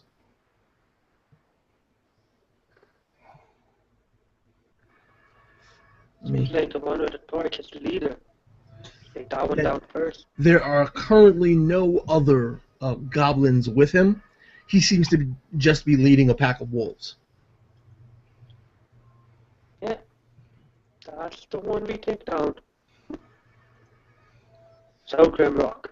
Yeah. There's What do we do? 8 additional wolves. They seem to be climbing over each other and nipping at people, chasing people away and trying to bite them and whatnot.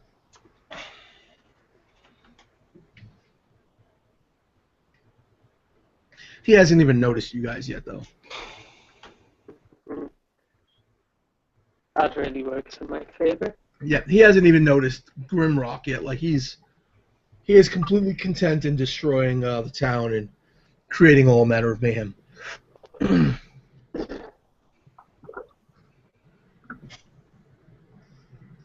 Yeah, so Warrior's going to look up at Grimrock and he's going to just, once again bat his arm and you distract him then. I'll take him out from the shadows. And you, when he turns to, Gildo, do whatever you can. Nelson, I'm not seeing combust in here. Really? Yeah. It goes from collar spray to cure wounds. Oh, criminy.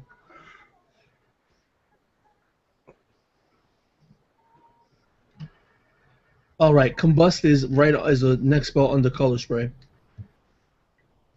Just write down that I have to adjust that. Oh, okay. It wasn't bolded. I see it now. Sorry.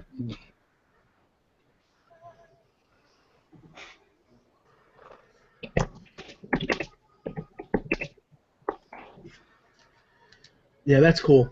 Again, alpha stages. Still a few things that I haven't done, I guess, perfectly. But I have every other spell bookmarked.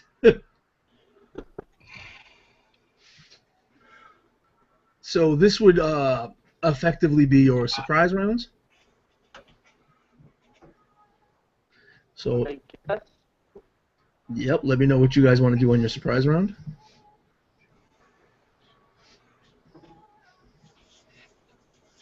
How far away are they, Nelson, from us? What was that? How far away are they from us? We'd say about like 40 or 50 feet. You can see this all unfolding in the distance. We can only manage about 30 feet, yeah? Yeah, you can move 30 feet as part of your normal movement, and if you want to take the dash action, which consumes your standard action, you can move an additional 30 feet. So you can all out run to get there, but you're definitely going to be seen. And how far are they away from us at this time? About 40 to 50 feet. Okay. Warder is going to try and make his way up onto the roof of any nearby building. All right, so you could just get up to the roof. Yep. And that's how he may start making his way across. That's what he does. That's what Warder does for his surprise round. He hops up on a roof. Yeah, he just hops up and tries to, get as close as he can. What does Grimrock and Right. Wildo do? Is there anything close to me, Nelson, that I can throw? Something big? Some villagers. Is there any cows or Any what? any cows? Cows? No. No. Any carriages or anything? You want to throw? All right, we'll say there's a small cart of like hay and stuff.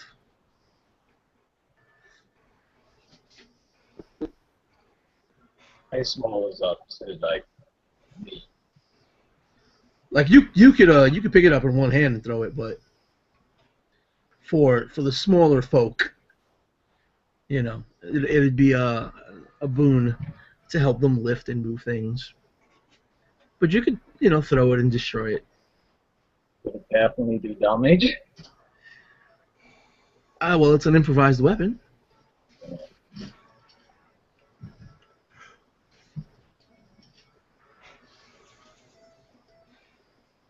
So you want to throw it? I think so. So grab it and throw it. If I do that dash thing, they're gonna see me. Yeah, well, if you move up closer, they'll probably see you anyway. Okay. Sorry. Yeah.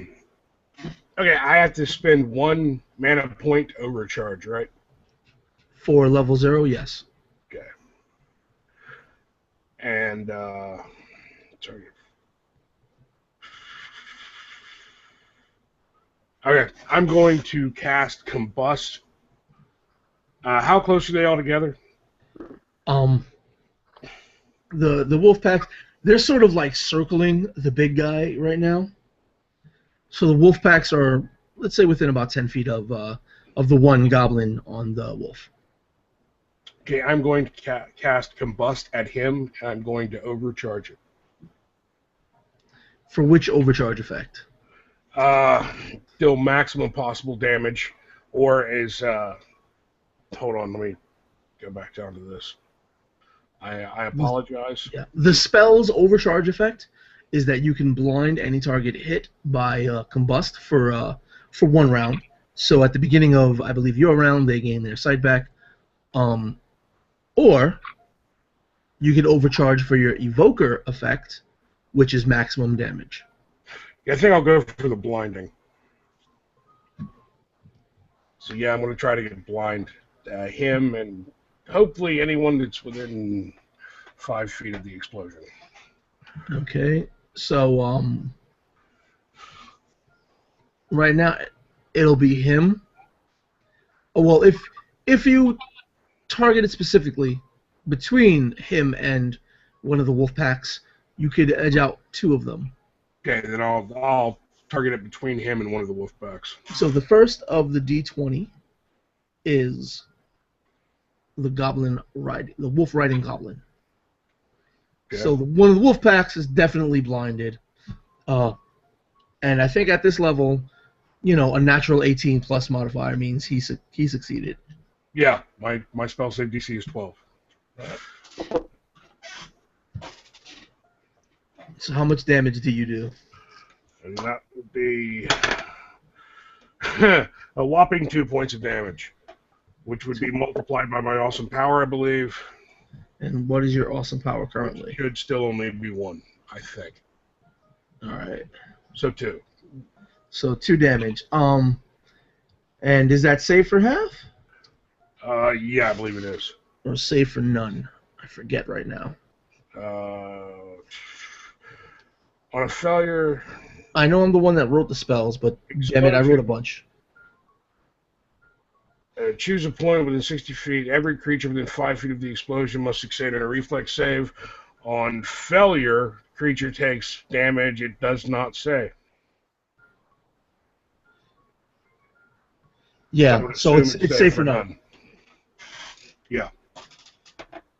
Okay, so so this blows up, and the wolf riding goblin with his torch sort of rears up and starts swinging his long elongated torch in the air. The wolf rears back down and he points his torch at Gwildo, but the small wolf pack of wolves are sort of just whelping and then nipping at each other now, and as they're figuring out where the rest of their pack is, but we need to find out exactly what Grimrock is doing.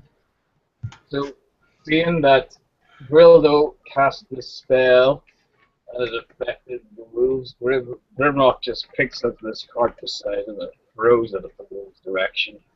Alright. Can Grimrock get that range? Well, I think he can get that range, but it would be at disadvantage. Because it's,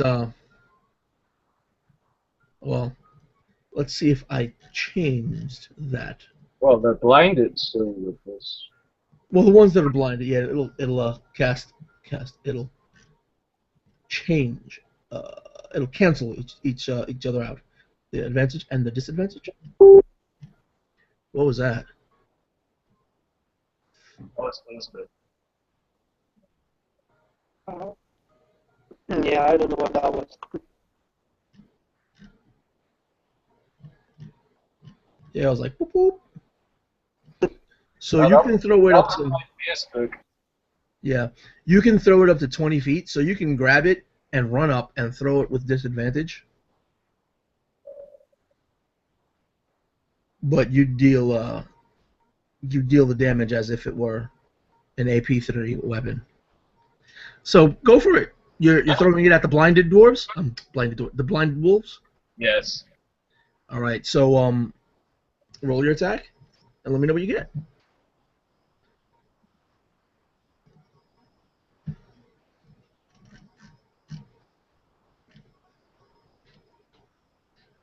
Alright, I rolled a 17.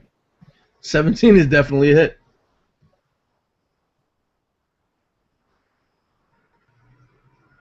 So I will damage Maya.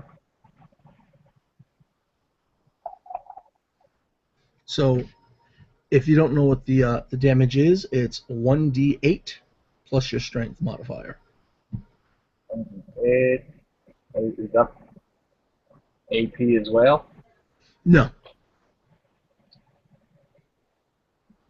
Where's my 1D8s when you want them?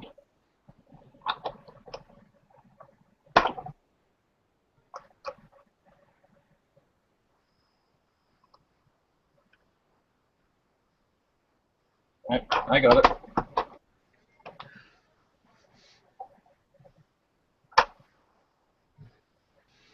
Got 5.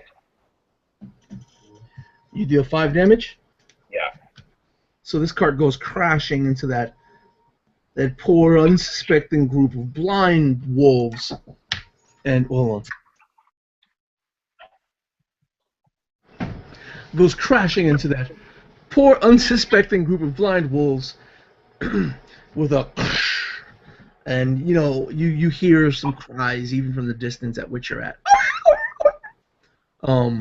Which you didn't necessarily hear when they were burned with the combust spell. And with that, we'll roll actual initiative. The first d20 is the wolf riding goblin. Oh! And then let me know what you get for your initiative rolls. I got a 1. Hey, you can go parallel with one of the wolves. I got an 18. Got an 18. Okay, so that's Gwildo, Warder. Actually, I'll let Hassan go first. Yeah, it's all good. Yeah. So he's Warder's still making his way across the rooftops, but I guess the bullfighting goblin would be in range by now. Yeah, another round of. Actually, you're running across separate rooftops to close the distance. I mean, you could shoot your short bow from where you're at, and they're within range. But if you want to get any closer, you're gonna have to try to jump from roof to roof. Yeah, no, for this spin I'll just shoot at that wolf riding goblin. At the wolf riding goblin, okay. Would I get advantage? Why? I don't think they've noticed me yet. You weren't hiding. Yeah, just up on the rooftop, I guess. Yeah, alright. Yeah, you're on the rooftop, but now they've just had a large explosion blow up in their faces, and then a cart come flying out of nowhere. So, he's like, he's about to charge at Wildo, as far as what you know. So that's an 8 versus AC as Warder runs across and shoots. All right, you said an 8. Yeah. Yeah, that is a clear miss. So the sails over the head of that goblin. Warder just like, God damn it. I'll get it next time. The goblin's like, he's rearing up, and just as he goes down, just as the wolf goes down and he's pointing at Gwildo, the arrow just flies right behind him. He turns really quick to see where it came from and sees you, but it's actually Gwildo's go. Yeah. Okay, Gwildo is going to smile, and the coin he's constantly rolling between his fingers. He quickly flips up into the air, yells in a broad, booming voice, "Incendiary!"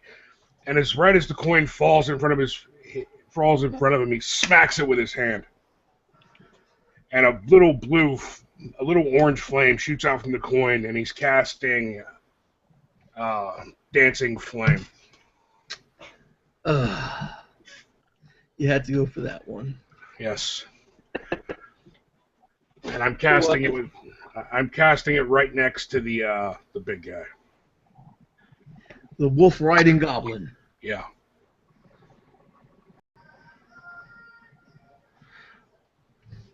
So I've got to take a dex save Yeah, I think so. 60 days. Oh, it's an unoccupied space, so it's It's actually it's 2 an decks unoccupied space. because you'd have to cast it between the wolf riding goblin and one of the wolf packs. Yeah. Is it the wolf pack that was previously blinded? Yes, Or- the fact that was okay. previously blinded. All right, let's see what happens. Oh, I think they save.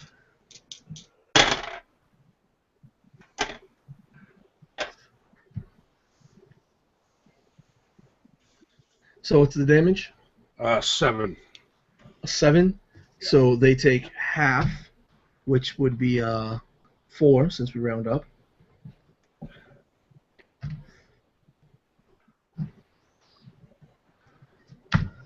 So they start to burn some of the fur on the wolves, just alight really quickly, and none of you are close enough to smell what's going on, but.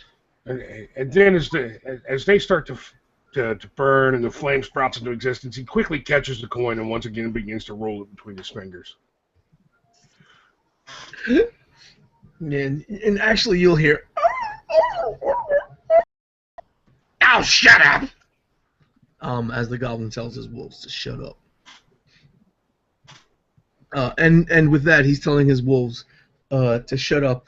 Seeing that you guys have range and a very, very large furry friend, he rears up once again, drops his torch, and pulls out a short bow of his own. I do still have a move action, right? If you want to take it, yeah. Yes, I'm moving behind a building, but keeping my head out so I can watch the flame. I'm taking cover. Okay. Now, you never moved up in the first place, right? No. So this flame is about 50 feet away from you. Yeah. Okay. Which sucks for you, because the Goblin Wolf Rider pulls out his bow and is starting to run away on the wolf. And he side saddles it real quick, turns around, and being that the best target and the easiest target, the biggest target is Grimrock. He lets one loose at Grimrock. Oh golly, that's a miss. So he lets it loose on Grimrock, and Grimrock just lets up his big hand, grabs the arrow in his hand and breaks it, and tosses it aside. Man, that arrow would be shattered into many, many pieces in Grimrock's hands. Yeah. And all the splinters just falling to the ground, like ash. And as he's running away, he just yells out, "Sick him! Sick him!" And the wolves. Let's see. You gotta forgive me because I haven't made a PDF out of the adventure yet, so I'm forced to scroll rather than use bookmarks. Oh God. Grimrock had to move up to get within range to throw the cart. Yeah. So first, this fresh wolf pack starts running at you first. The second wolf pack, you notice, is shaking off the stars in front of their eyes, and they can see once again. And now they're starting to run after Grimrock. Grimrock is up front and center, and he gets jumped by 8 wolves. Oh shit! And these 8 hungry wolves begin to nip and bite at Grimrock. Oh, golly! The first wolf pack. Let's see if they hit Grimrock. 17, which I think is your AC right now, right? Yes. So they bite into Grimrock, dealing 9 points of damage. Woo. And the second wolf pack, yeah, that one's a 20. So the second wolf pack, that with the smell with the scent of the hunt coming from Grimrock, they bite into Grimrock, and they too deal 9 points of piercing damage. So they're literally nipping at Grimrock's like heels and his shins and stuff. and they're actually starting to pile over each other to get at you, Grimrock. Alright, so they're all swarming around Grimrock like puppies. Like hungry, nipping, biting puppies. Yeah. So how does Grimrock respond to that, since it's actually Grimrock's go? Well, I made a mistake with the hit points.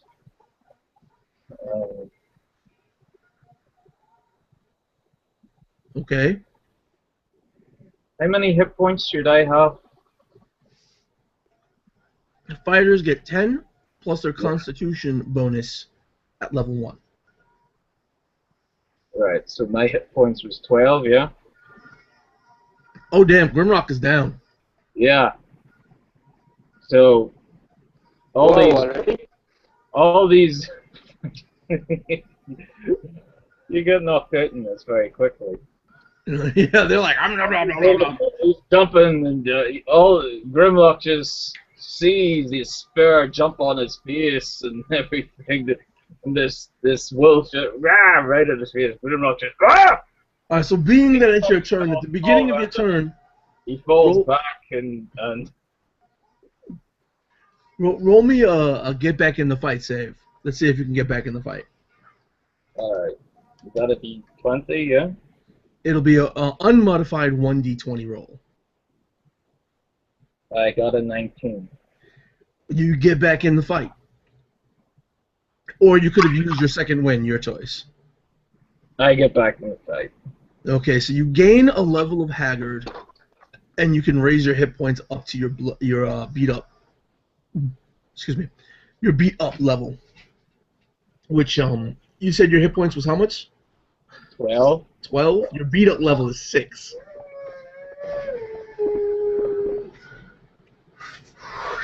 So you can get 6 hit points, and now you can do your turn.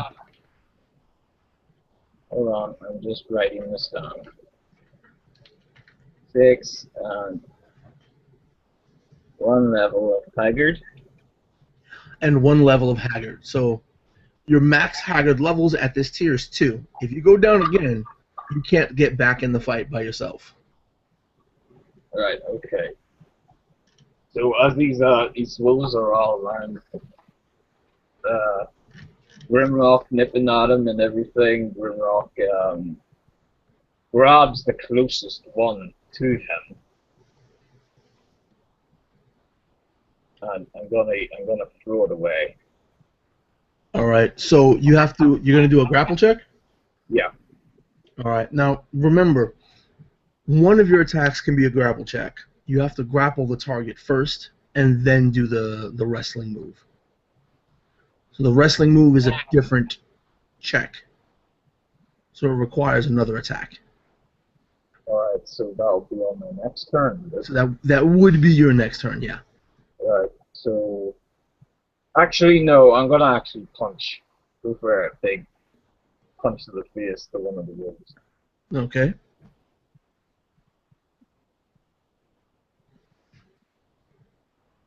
So yeah, Grimlock heaves up and throws this mighty fist at one of the wolves' face. So roll your attack roll. And I got a 15. 15 is enough to hit.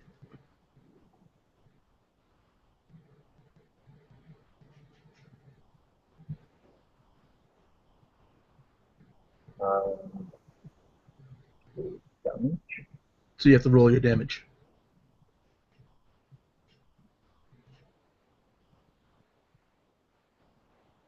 What's 1d4 plus strength?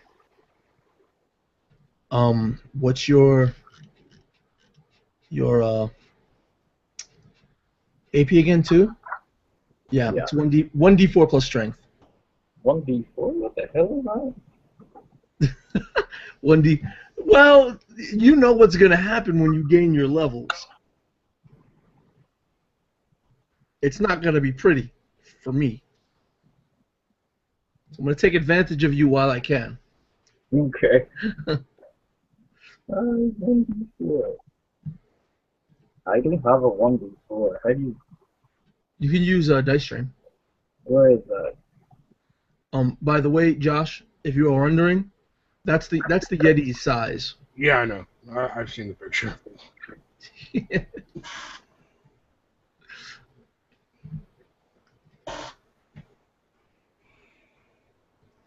You can roll 1d8 and divide it by 2 if you don't have a 1d4. I'll do that.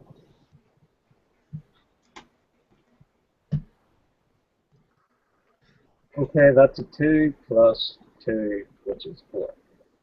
Okay, so we'll just say you're beating up on the ones that got beat up.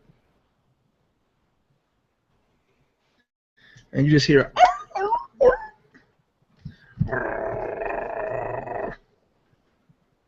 And then we move to the top of the round. Oh, wait, before we move to the top of the round, will Grimrock be standing up? Yes? Okay, so Grimrock stands up amongst this small, localized sea of black and white fur. What is this?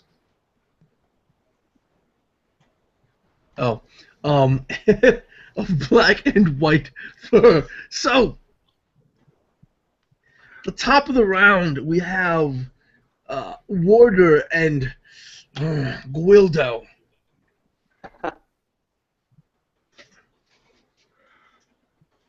So, how is the leader goblin looking right now? He's right as rain, as far as you know. He's just running away and stuff. That's all he's doing. About how far away would he be? He fell back like 40 feet. So, you know, if you're from where you're at, you could probably shoot him, but at long range. Yeah, would he be about 120 feet? Yeah, at long range. What's your short range? Your short range is like 80 feet for the short bow, right? Yeah, but Warder has more up his sleeves than just a bow and arrow. Oh, yeah. That's right. You sneaky little magical high and mighty elves. And that's exactly what he'll do. He'll keep moving forward, point straight at the goblin, and this, streak of fire will just erupt from his finger and head straight towards this goblin. Alright, and don't you have to roll an attack for that one? Yeah, that is a 15. That is. And that will be a d10 fire damage. So 9. 9 fire damage to the actual wolf riding goblin. Yeah. Oh. Got you this time. And you see him rocked. Like, he's too far for you to hear, but you see him rocked and smoke coming off of his back. And Gwildo, you see this too. If you actually want to make that change, we can do it now if you want. Okay. I went ahead and did it anyway, but I wasn't going to use it until before. Nah, it's fine. You could use it for now. We'll just say you appeared younger than you were. Okay. Since you're a changeling and all. Okay, so most of these wolves are on my Yeti friend. Yes. As a matter of fact, all of them are on your Yeti friend. All of the They're little nipping on him. There's a few of them like hanging off the fur of his forearm, as they have like teeth clenched on his fur. And they actually dropped him, but he managed to pull it together and get back in the fight and beat on them some more. Yeah. And the Yeti is going to hear sorry, and as soon as I say sorry, I'm going to roll the coin to one of my right hand fingers, or to the right between my fingers, and the dancing flame is going to start to move towards the Yeti. Oh. It'll be a Taurian Inferno. Yep. Oh, snap. But I can only move it 30 feet. He's more than 30 feet away, but it's going to start moving that way. Yeah, he's actually 40 feet away. So it's like, and stops 10 feet away from the actual fight, Yeah. which is no distance at all. I mean, in this cold environment, you could actually feel the heat of this little inferno, this little hurricane of dancing flame moving towards you.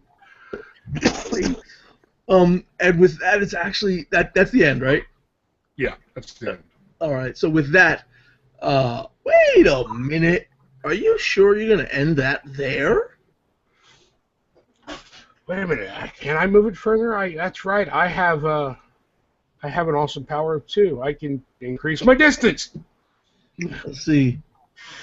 No, you can increase your damage. Oh yeah, I can increase damage. I can't increase distance to level 2. Yeah, but you can move it as a bonus action. Yeah, that's right. I can, and I'm going to do that. So as a bonus action, it's going to move another 10 feet. Well, no. You can move it as a bonus action, but you still have an action to cast other stuff. Oh, okay. Oh, that's right. I can move it as a bonus action. Yes. So you've moved it, but you can actually cast another spell. Yes, I will go ahead and I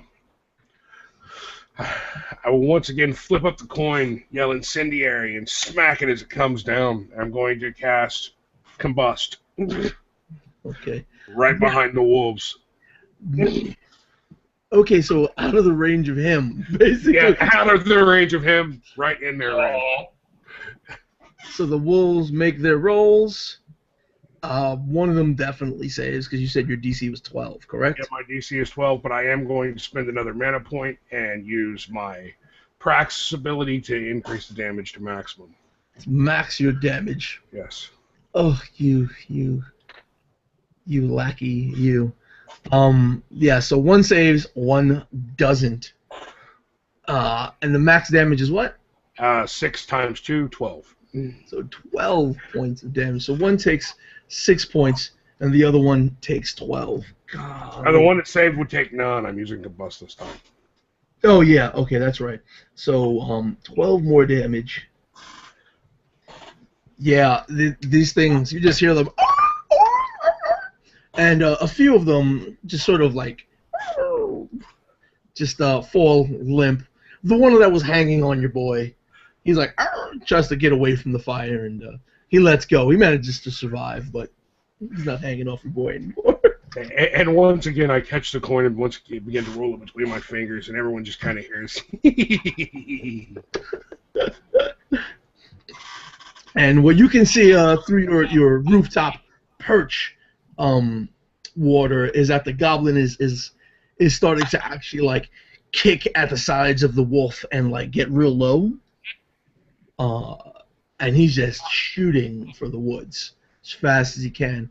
He blazes 80 feet deeper, manages to get by the entrance of the wolf ward, where there's missing trees, there's tree stumps from where the woods were cut and whatnot. The wolves, however, the one that took the brunt of the force, begin scattering and running away. If you want to take opportunity attack on them, Grimrock, let me know. You're going to get an opportunity attack on both these wolves, on one of these wolf groups. Yeah. Sorry. Absolutely. So roll your attack and let me know what you get. Sure. 18. More than enough to hit.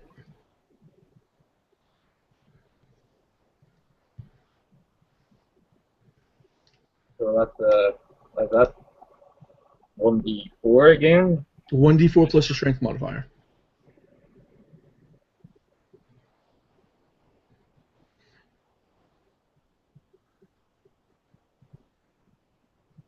That's a 6. Alright, so they take 6 more points of damage. Ugh.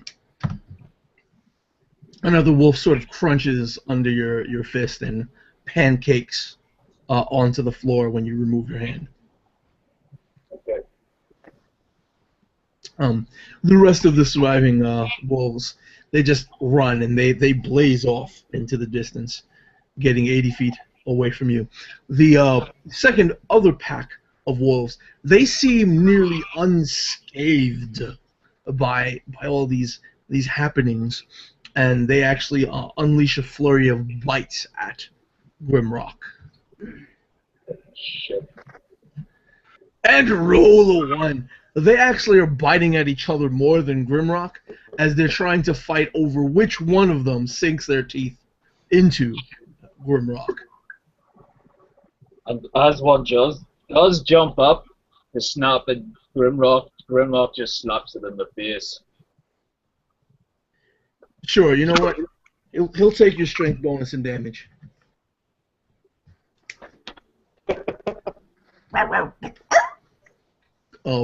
And with that, we move back to the top of the round, where it is Gwildo and Warder. And how does the situation look to Warder now from his vantage point? From his vantage point, you can see, still just barely in the city, the small handful of wolves trying to run away. The goblin wolf rider was cutting and running. He made it an additional. He's 80 feet from his original position, which means he is 120 plus the 40, 160 feet away from Warder. So he's growing small and hard to see as he's broken what used to be the tree line. There's nothing but tree stumps now, as he's making his way towards the forest. And then your buddy, Grimrock, is still surrounded by 4 wolves. Yeah, Warder's going to look to the goblin and back to Grimrock, then to the ward, and then and he'll use Firebolt on the wolves attacking Grimrock. Okay, so roll your firebolt. That will be 2 plus my mod. No. That'll be Firebolt fizzles halfway between you and the wolves. Yeah. As a matter of fact, Gwildo, you see this fire magic fizzle between, cast from the fingers of this high and mighty elf. He doesn't say any words. He doesn't have any magical focus. He barely twiddles his fingers because he is a high and mighty elf, and you've just witnessed this high and mighty elf's magic fail. And unless the high and mighty elf would like to move, it's your go. He would, just leap down from where he stands. He's got to save his buddy now. Yeah, Gwildo would just once again flip the coin to from left to right as the pillar of dancing flame just once again moves towards the Yeti and the wolves between him and the Yeti. And it is going to move within 5 feet of the wolves and stop. Alright, what's the max damage on it? The max damage on it is... Sorry, I gotta use bookmarks. Hey, it's better than having to scroll through everything. This is true. Max damage on Dancing Flame is 2d6, which would be 12. So they'll just take the 12 because I rolled a 1 on my save. That would be 12 times 2, which is 24.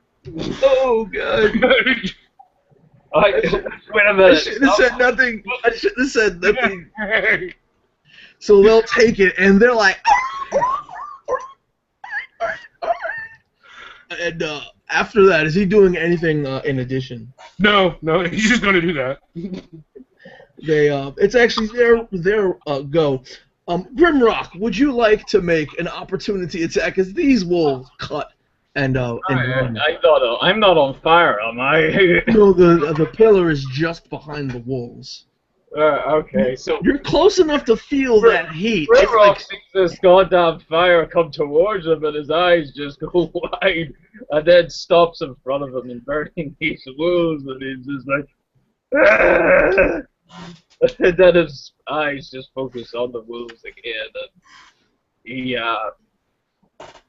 God, I'd love to scoop them all up and bear hug them, but I can't do that. So, here, can I jump? Can I jump on them all? Oh wait, they're on fire, aren't they? yeah, they're being lapped by the fires of this dancing flame. All right. Anything around me that I can hit these guys with? Really big meaty fists. Right. Okay. So I'm gonna give one of these things a big boot and kick it like a football. Okay, so roll your attack.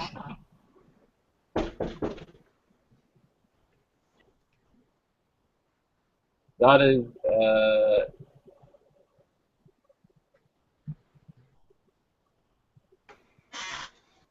I got an 8, so that's plus. It's plus only a 10. All right. Okay. Until you're proficient in unarmed attacks, you can't add your proficiency bonus. So you would only add your strength bonus. All right. Okay. So it's just. So you actually miss. Like, you can almost feel fur. Fur that's not your own, by the way. But you feel the heat of that fire more, and just sort of pull your foot back. So the wolves get away from you. They cut and they run. They run as fast as they can. Some of them still have fur that's on a little bit of fire. You can see they're smoking and they're whining as they're all trying to run out of town. The other group of wolves gets even further, making it to where all the tree stumps are in front of the tree line. What would you gentlemen like to do? Well, Grimrock gives this big victory roar, right? Just as he's just massaging his feet, and just puts his feet down, and rubbing it into the dirt, and then goes roar at the wolves as they run away.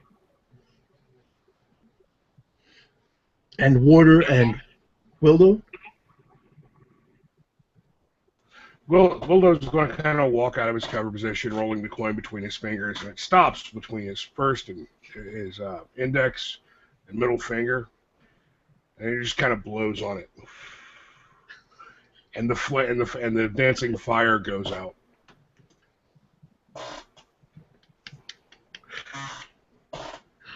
And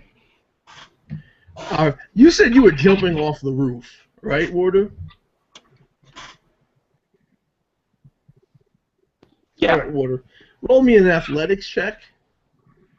A strength athletics or a dexterity acrobatics. Your choice. But the DC is 20 because it's pretty hard to do, to jump off of a roof and not break your legs. Okay, that's a lot taller than I imagined, but sure. Ah, come on. Okay. Yeah, no, So, I don't make it. so you kind of go splat Even with my, yeah. and just take 8 points of damage. Okay. Can I catch him? So you're not even close to him. He's far back. Oh, right, okay. How many points of damage? 8. Yeah, I'm down. I could catch him with a pillar of fire, but that wouldn't help. That would not. I'd rather go splat, and he does, and that knocks him out. So we can say he gets back up and whatnot. No, I'm down to 0 HP. Yeah, you can get back up. It's not a big deal. Okay. Having to roll, eventually you'll get your roll, and somebody will just shake you up and be like, "Hey, you're fine." But with that, each and every one of you gain 2 experience points. If you guys have the rations too, you can take a long rest, which would heal you, you would regain all spent mana, and you would be able to level up. Only if you spend the requisite rations to do so. But, the villagers, they're like, oh, what? Yay! You see Mayor Muttons sort of come out of nowhere. He runs up to you and actually, for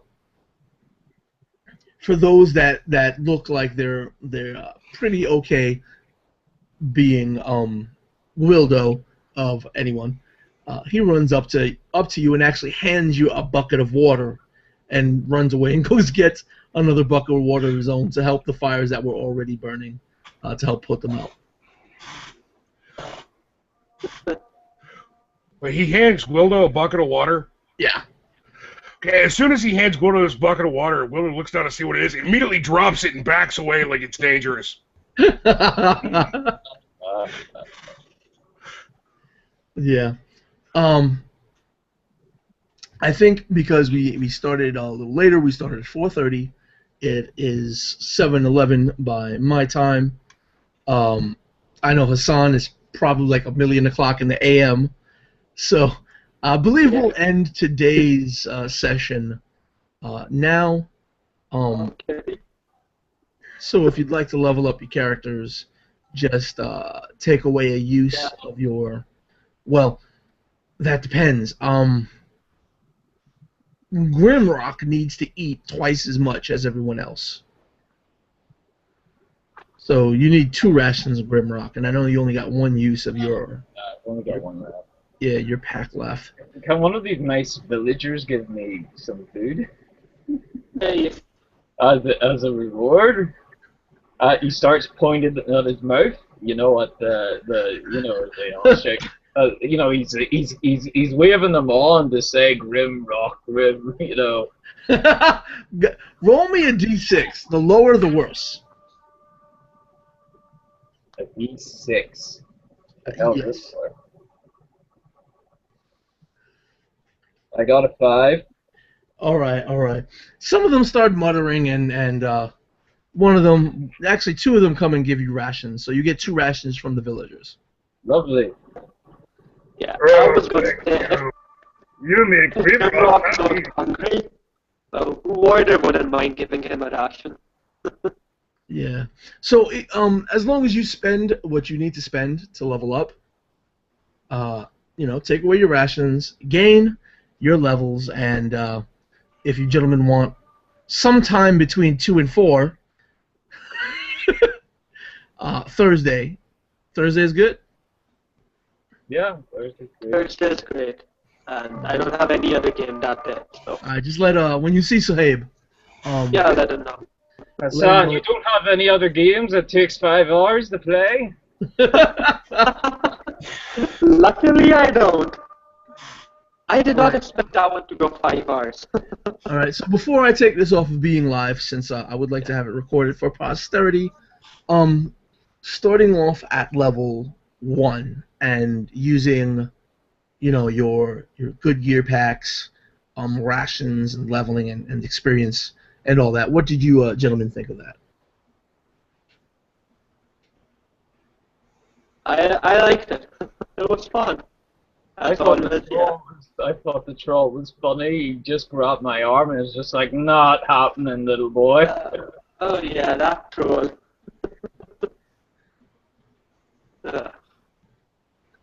I know We need you to were... do something about that troll next time.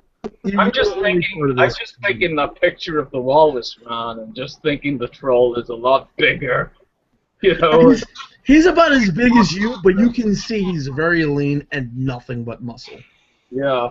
That was funny. Especially when he just grabbed my ankle. He says, no, you're not going anywhere. You're going to listen to my stories. Alright, Josh, what did you... hear about the one with I just bombed the dragon? Oh, no, I just talking about food. Okay. What did you think, Josh? What I played was very, very cool. Sorry I was late. And yeah, it was a very, very fun time. Alright. Josh, I'm kind of disappointed. What? I was expecting your squeaky voice. Hey, this is a different character, man. Yeah, what are you trying to do? He's an old fart now. He's an old fart changeling. Which, if anybody sees this video in the future or is watching now, old fart basically means he gets half as many Haggard levels as everyone else. So right now, his maximum Haggard levels is 0. If he goes down, he cannot get back into the fight without the help of an ally. However, as far as casting spells, he can treat his awesome power as 1 point higher if he benefits from awesome power while casting spells. And it just so happens that he does. And also, all of your intellectual stats go up by 2. So. No, your caps. Oh, your caps go up by 2? You don't raise your intellectual stat, but your normal maximum goes up by 2 for all your intellectual stats. So you could potentially have an intelligence of 22. Okay. You're increasing your potential ability. Excellent. But you're a fucking changeling, so there's a really, really bad thing you can do to me. I don't know if I should tell you. Oh, come on, tell me. But well, we'll play next Thursday. Hopefully at 2. If not at 2, then sometime. For any of you watching right now, hope you enjoyed. For any of you watching in the future, you're just about as late as my players. So, I'll see you ladies and gents next time.